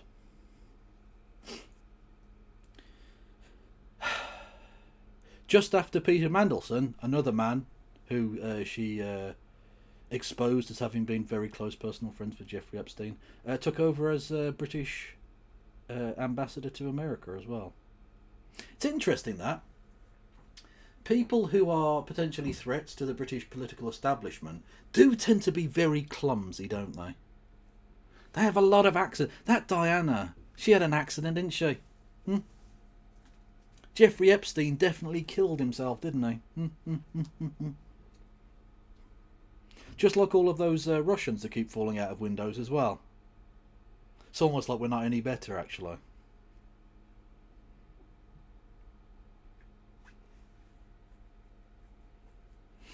I just want to put this out there again, and he's happy. I'm happy for him to take me to court. Really, by all means. Prince Andrew, you are a sweaty nonce. You are a pederast. You are a rapist. These are things that you are. You are an evil human being. I will celebrate your death, assuming that I don't also meet with a terrible car crash.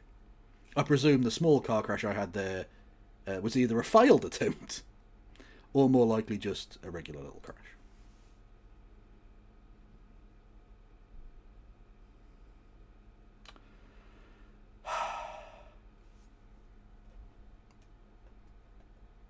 You will see that physical transformation, which is all of those houses have been expanded up, they've been expanded back, they're rented out by the room, quality of life is very low, it's basically a slum. Yeah, I mean, I'll do an RIP to the woman in question when, hopefully she doesn't die, but if she does. For now, we'll leave it there, though. There's all of these enormous blocks of tiny, tiny flats, which have very low standard of living inside them. And what you are seeing here is the building of the slum. And if you go into central London, you will see these unbelievably luxurious flats being built everywhere. You will see luxurious restaurants, luxurious hotels, luxurious... Indeed. Boeing did murder a whistleblower last year, and the media did nothing about it. The journalist who exposed the Panama Papers, her car blew up. Interesting, that, isn't it?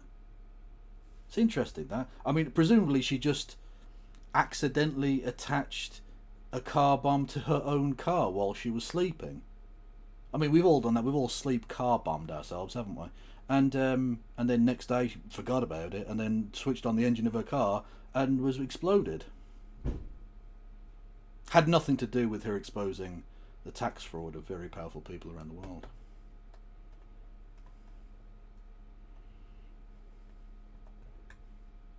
The tits aren't pointy enough. I would think I'd be more Lara Croft with the pointy tits. Gotta say.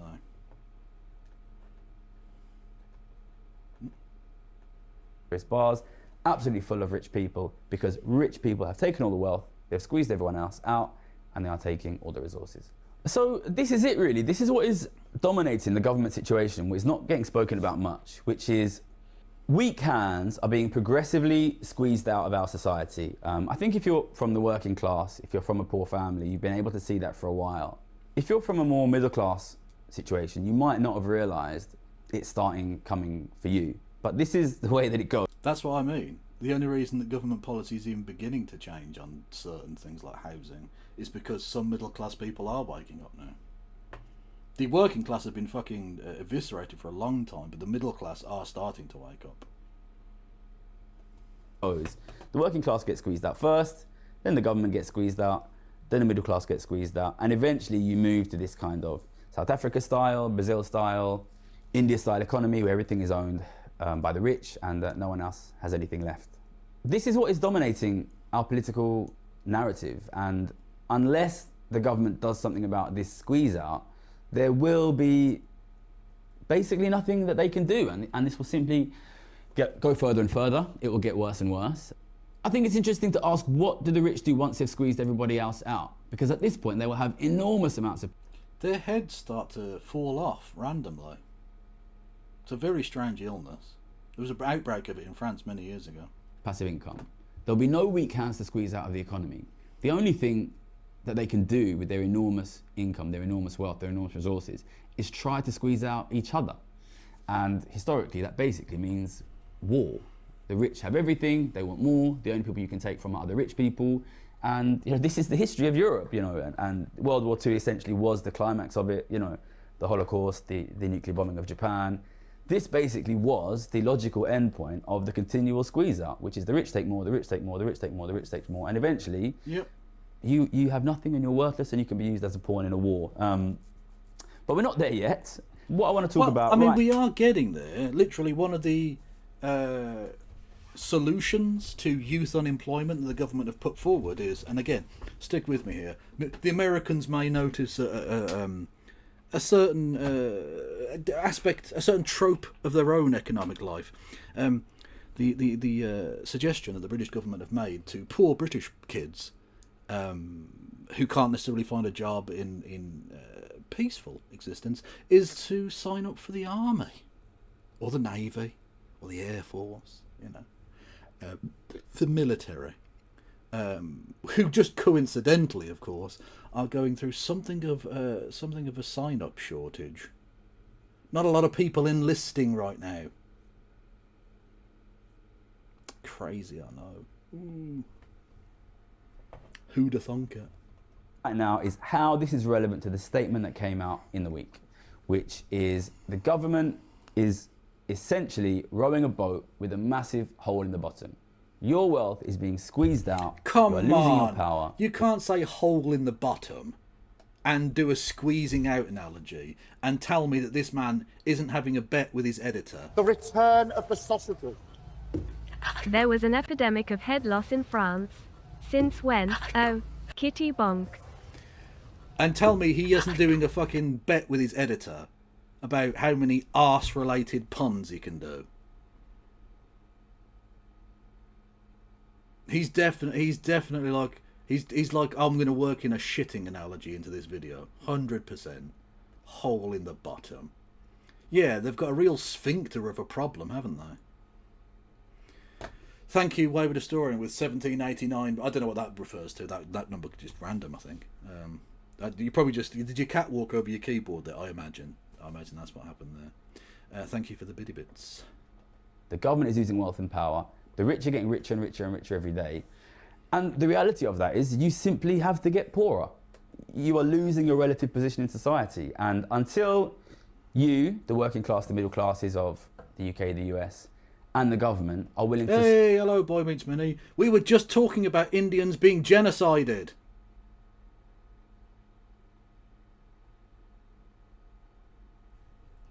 We were. Apropos of nothing. Nah, apropos of the British power elites being evil bastards. We were also talking about Irish people being genocided.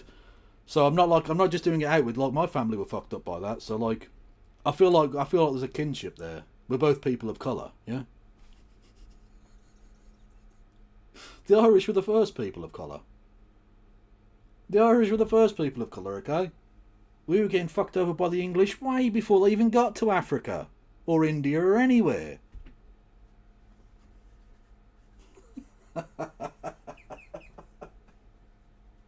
Oh god, I was watching some Philomena Conk earlier. For those who don't know, she's a fucking brilliant comedic character who does who's like basically the character is an idiot doing a documentary about Britain or whatever, right? And they were talking about Britain's role in slavery, and they said what was it? Nowadays, people pay thousands and thousands of pounds to go and sit on the beach of the Caribbean islands, whereas back in the day, you could get a free trip there as long as you were black and didn't want to go there.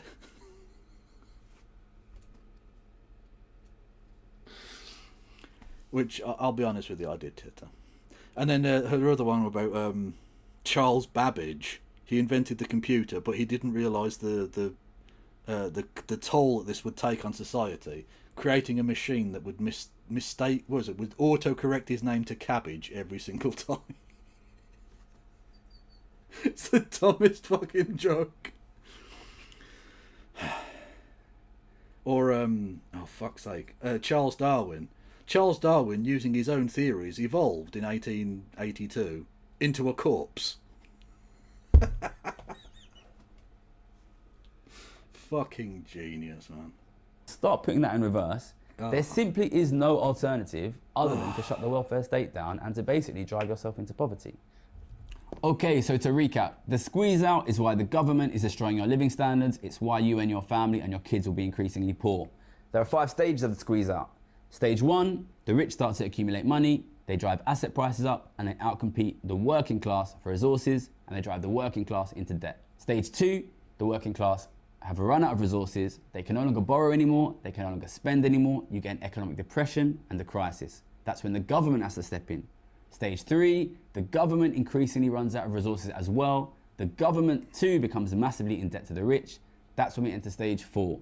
The government has no choice but to slowly eviscerate the middle class. Eventually there is no wealth left other than that held by the rich, and the physical structure of your society changes such that it only supports consumption for rich people. At this point, almost everybody in the country lives in desperate poverty. Stage 5, there are no weak hands left to be squeezed out. The rich own everything, and the only way they can try to grow their wealth is by sending you to fight in their wars against each other. So, another... Very true. Also, everyone go and follow Boy Meets Minnow, who is awesome.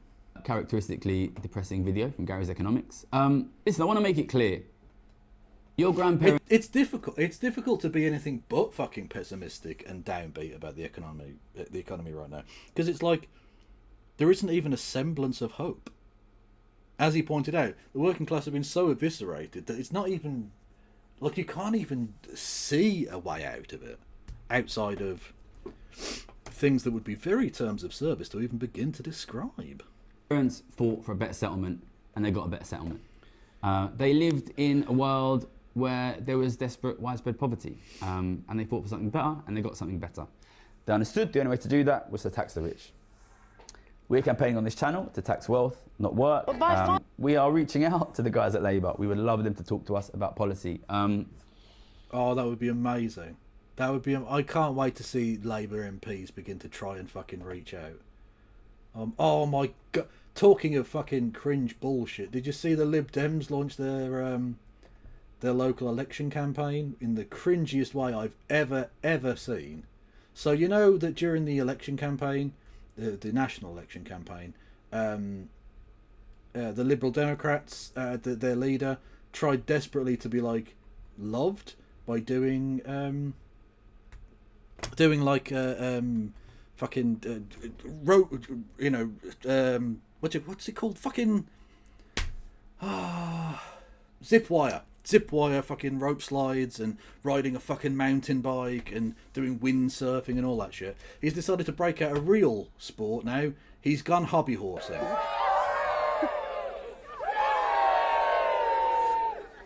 It's killing me. Woo! Woo! Oh.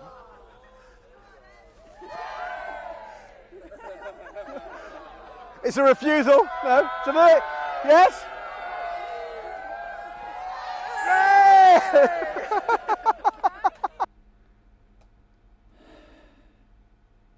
This is the opposition.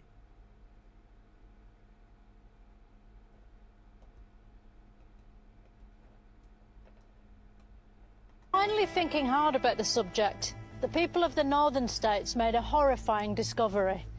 That inside each slave was an actual human person. The North asked the South what kind of America it wanted to live in.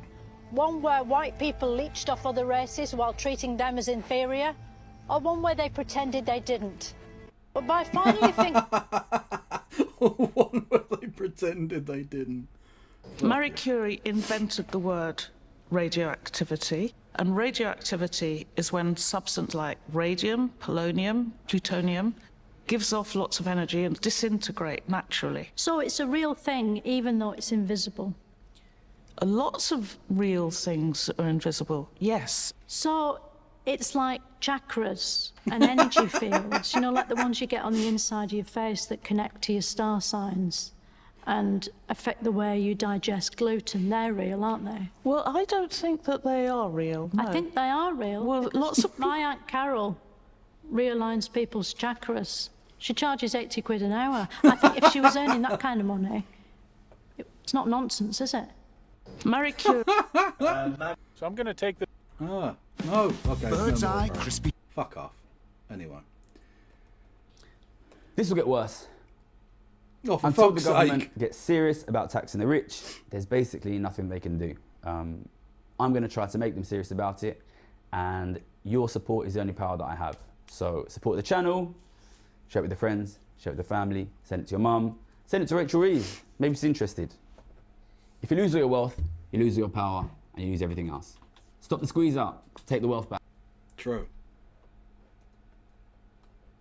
Who are you? I'm Ian Borden. I'm a professor of architecture at University College London. What is a building?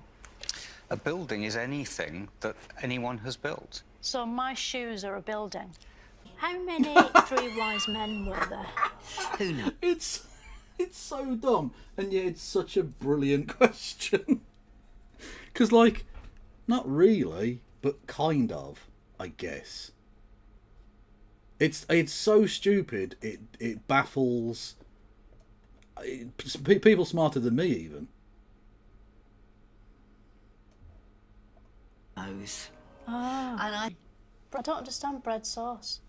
It's a great way of making a really savoury sauce. Bread and sauce are two completely different things, aren't they? Well, they are, but you can grind the bread down and then cook it in milk to make a really good sauce. It just looks like sort of... Cheers. When Henry died... Again, it's a dumb point, but it is also true. Bread sauce does look a bit like jizz. Edward became king, aged just 9 years old. Edward died aged 15, the youngest anyone had ever died of old age. When you teach a kid Shakespeare, do their heads grow physically bigger? No. It's comforting, isn't it, to realise we don't have nuclear weapons these days? Well, it depends who you mean by we. The British have got nuclear weapons and have recently indeed decided to increase the number of warheads that they possess. Yeah, but they're blanks, aren't they? They're full of blanks. No, not at all. No. These are fully capable missile systems with nuclear warheads. Many other states have them. I'm afraid that nuclear war and the threat of nuclear destruction remains very much with us.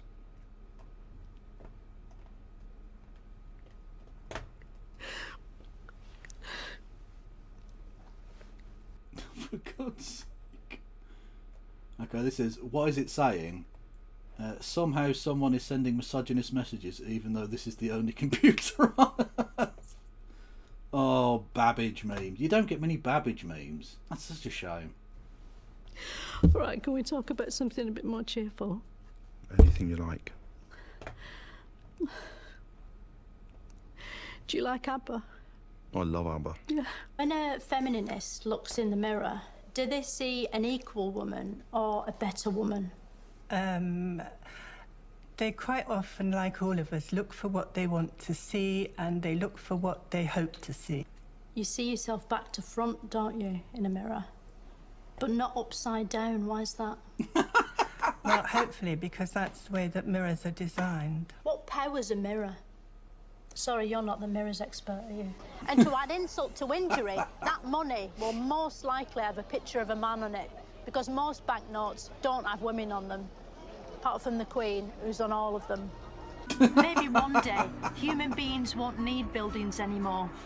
Although, for that to happen, we'd probably need to evolve skins made of bricks. And that might take at least another 30 years. Macbeth is startled at dinner by the unexpected appearance of Banquo's ghost, played here for some reason by the letter H. Which of you have done this? But what was so great about Henry VIII? Why is he the king we all still remember, unlike, say, Richard V? Well, for one thing, he was fat, so he takes up more room in the memory. But the Andromeda Galaxy is going to hit us. The Andromeda Galaxy? A whole galaxy is going to hit us? Yeah. On about the same time scale, actually. So could we fall down a black hole? Yeah, you could fall into one.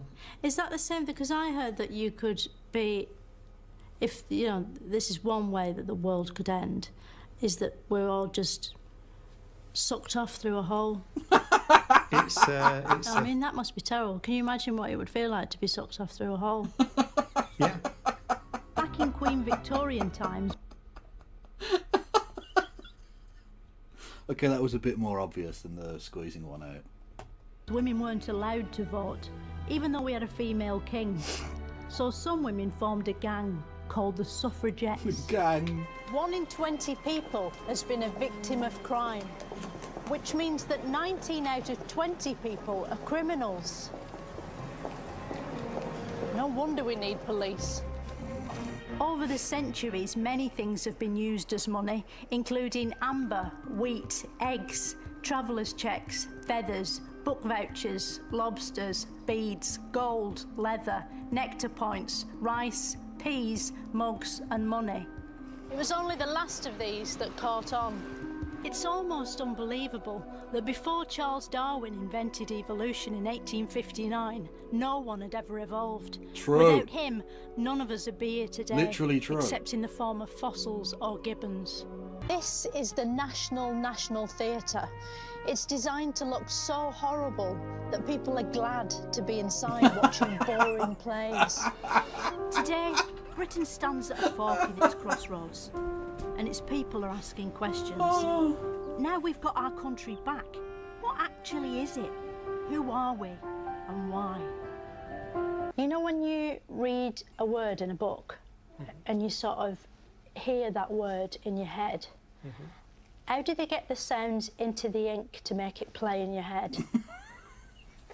Well, she wrote, "The world to an end will come in 1881, a claim which has recently been debunked by experts through a careful process of looking around and seeing the world still here." True. Today, some people Science. choose to turn the outside of their homes into a giant advent crown. A jolly house covered in electric lights may be expensive and use a lot of power, but it's the perfect way to cheer up a world worried about climate change and dwindling resources. Queen Elizabeth I got a crown screwed on here in Westminster Abbey.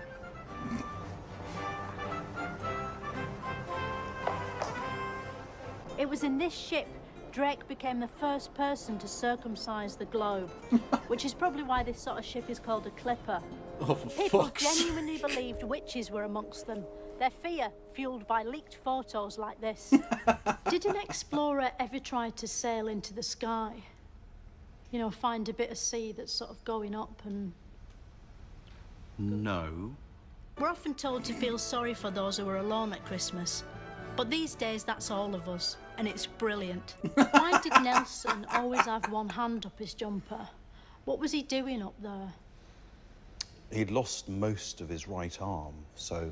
The pagans celebrated the solstice by cutting down holly and ivy and dragging it into their homes, along with a giant Yule log which they'd set fire to.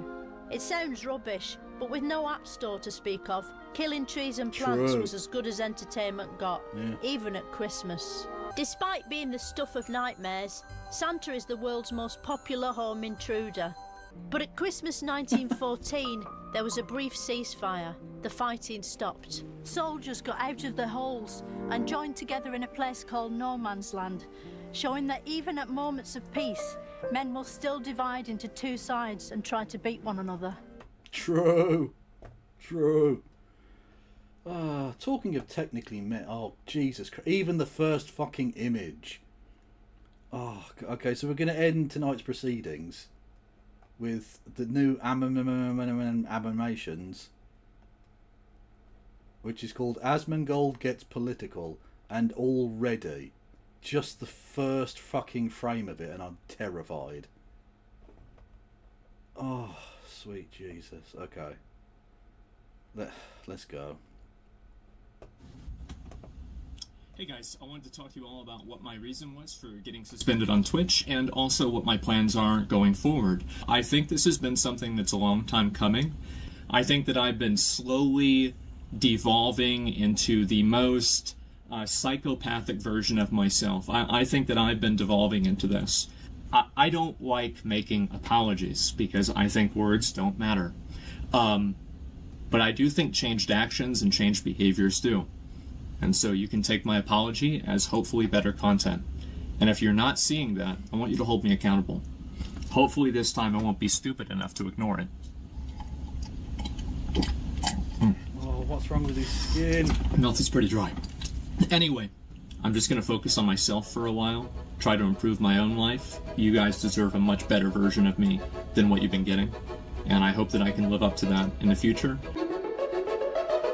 Okay, he's getting better. Okay, good.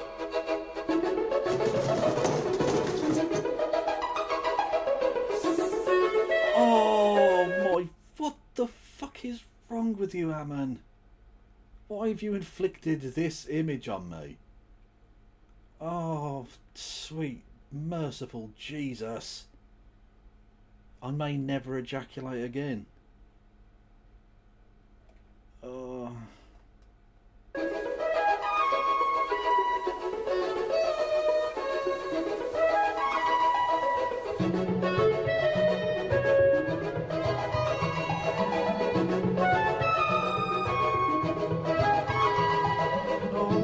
Is that dead people? What the fuck? It's not even that much of an exaggeration. He does basically look like that.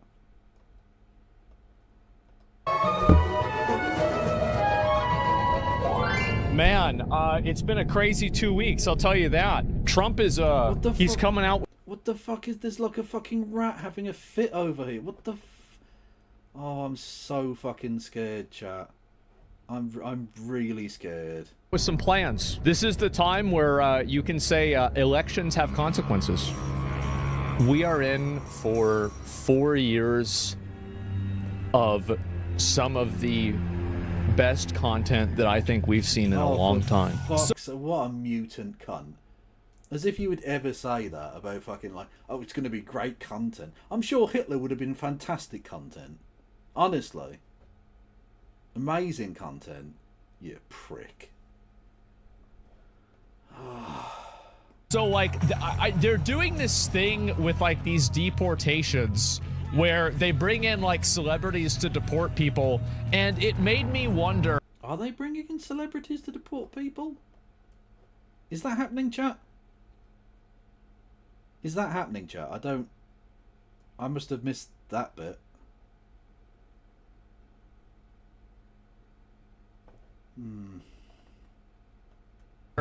What is the probability that Tom Homan would let me go with him dressed up as Ash Ketchum with watching them do deportations?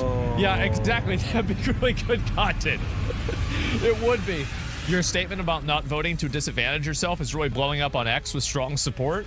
Well, of course it is. Of course it is. It's X. It's Twitter. Yeah, it's full of racists. Of course, it's just a logical perspective to have. Now, there's a bunch of emotionally unstable retards on the internet that like to distort reality. But no, of course, I'm not going to vote. He's got fucking legs on his face now. Oh, chat, I don't like it. For somebody who's going to say that someone else is going to have a privilege that I can't have. Why the fuck would I ever do that? That's the most retarded thing you can imagine. So, no, of course, that's, like, I mean, why don't I just vote to have somebody shoot me? Holocaust is a lie? I think a lot of people would vote for that, to be fair. I am, guys, I'm not one of these Holocaust deniers. I think the Holocaust probably happened. Probably. The Holocaust probably happened. He's not a Nazi, don't be silly. I think probably 99% certain. 99%.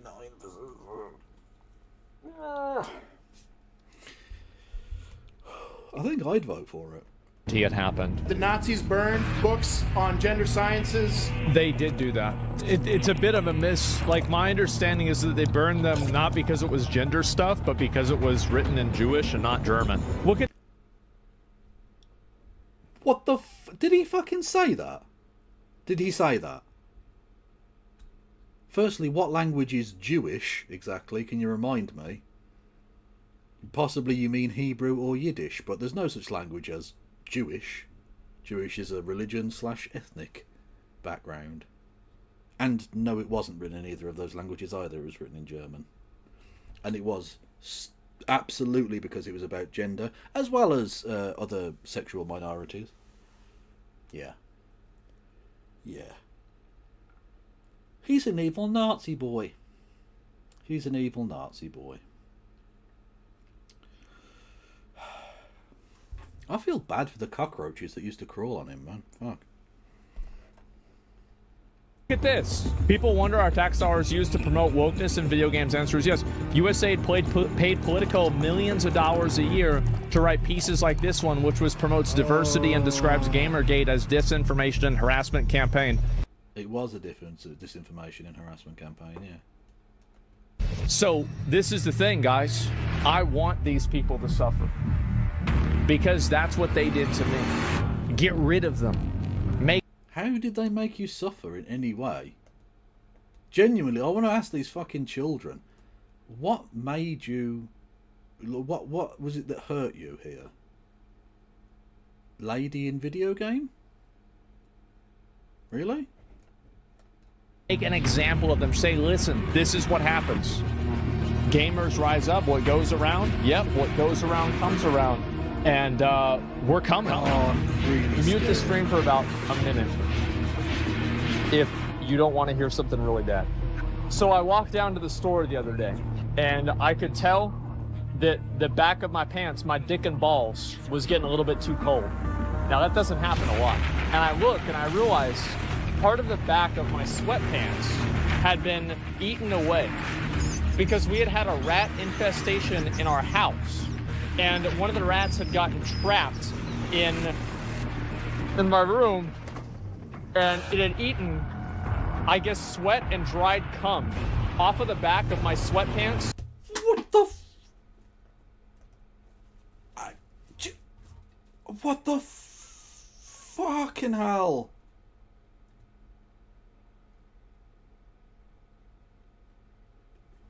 Oh. Oh, God. How can you live with yourself?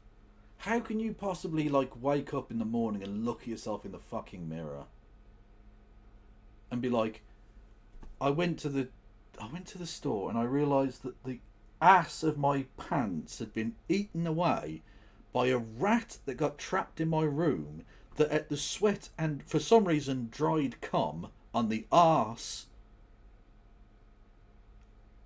of my pantaloons.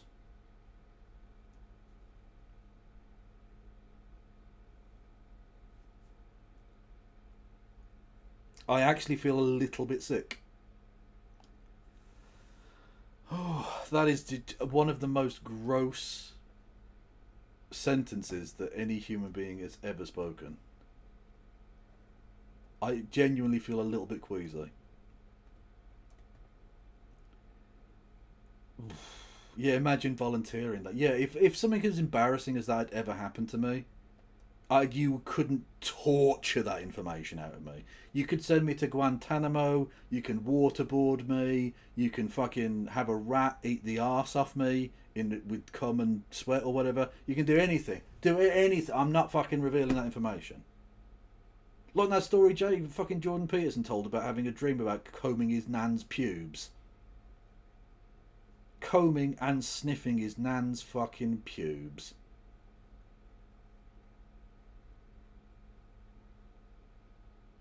Ugh. Who was this supposed to be? This is Asmongold, who's unfathomably quite a popular and disgusting human. Well, a popular streamer, which, you know. Anyway. And the entire back of it was gone. Incel attitude? Well, I guess I'm an incel. And I think everybody else should be too.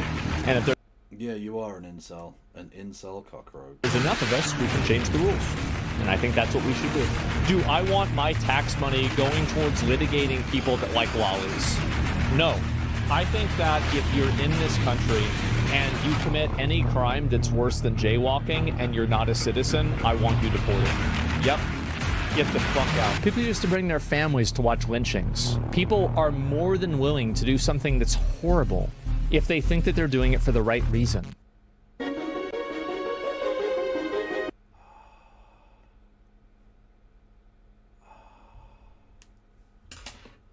The thing is, Aamon Animations is like a car crash. Or like a house burning down or something. Like, you shouldn't watch. You won't actually really feel better at the end. But by fuck is it, like, difficult to look away. Because it's so... It's just so.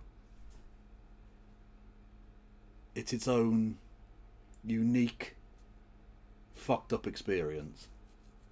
And I will absolutely watch the next one. Obviously. And I'll feel creeped out as fuck by it.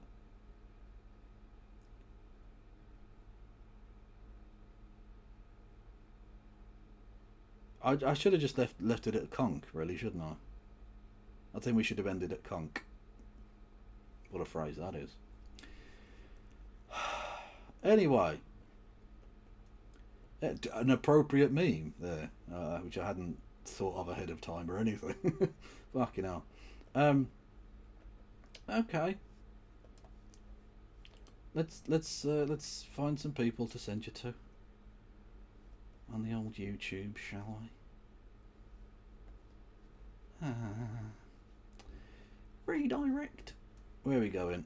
Who's going? My left eye is going, so we'll send you over there. And on Twitch, who's going on Twitch? Where are we going? No, Justice is going. Why aren't they going on YouTube? Maybe they're watching something that'll get them fucking banned or whatever. I don't know. Anyway, maybe they're watching copyrighted content. I don't know. But either way, go and say hello to Helena. And, oh, shit. I will see you all, oh, no, not that, no offence to that person, but that's not at all who I wanted to go to. Fucking hell. I'm so shit at this. Alright. Thank you, everyone, for listening and watching.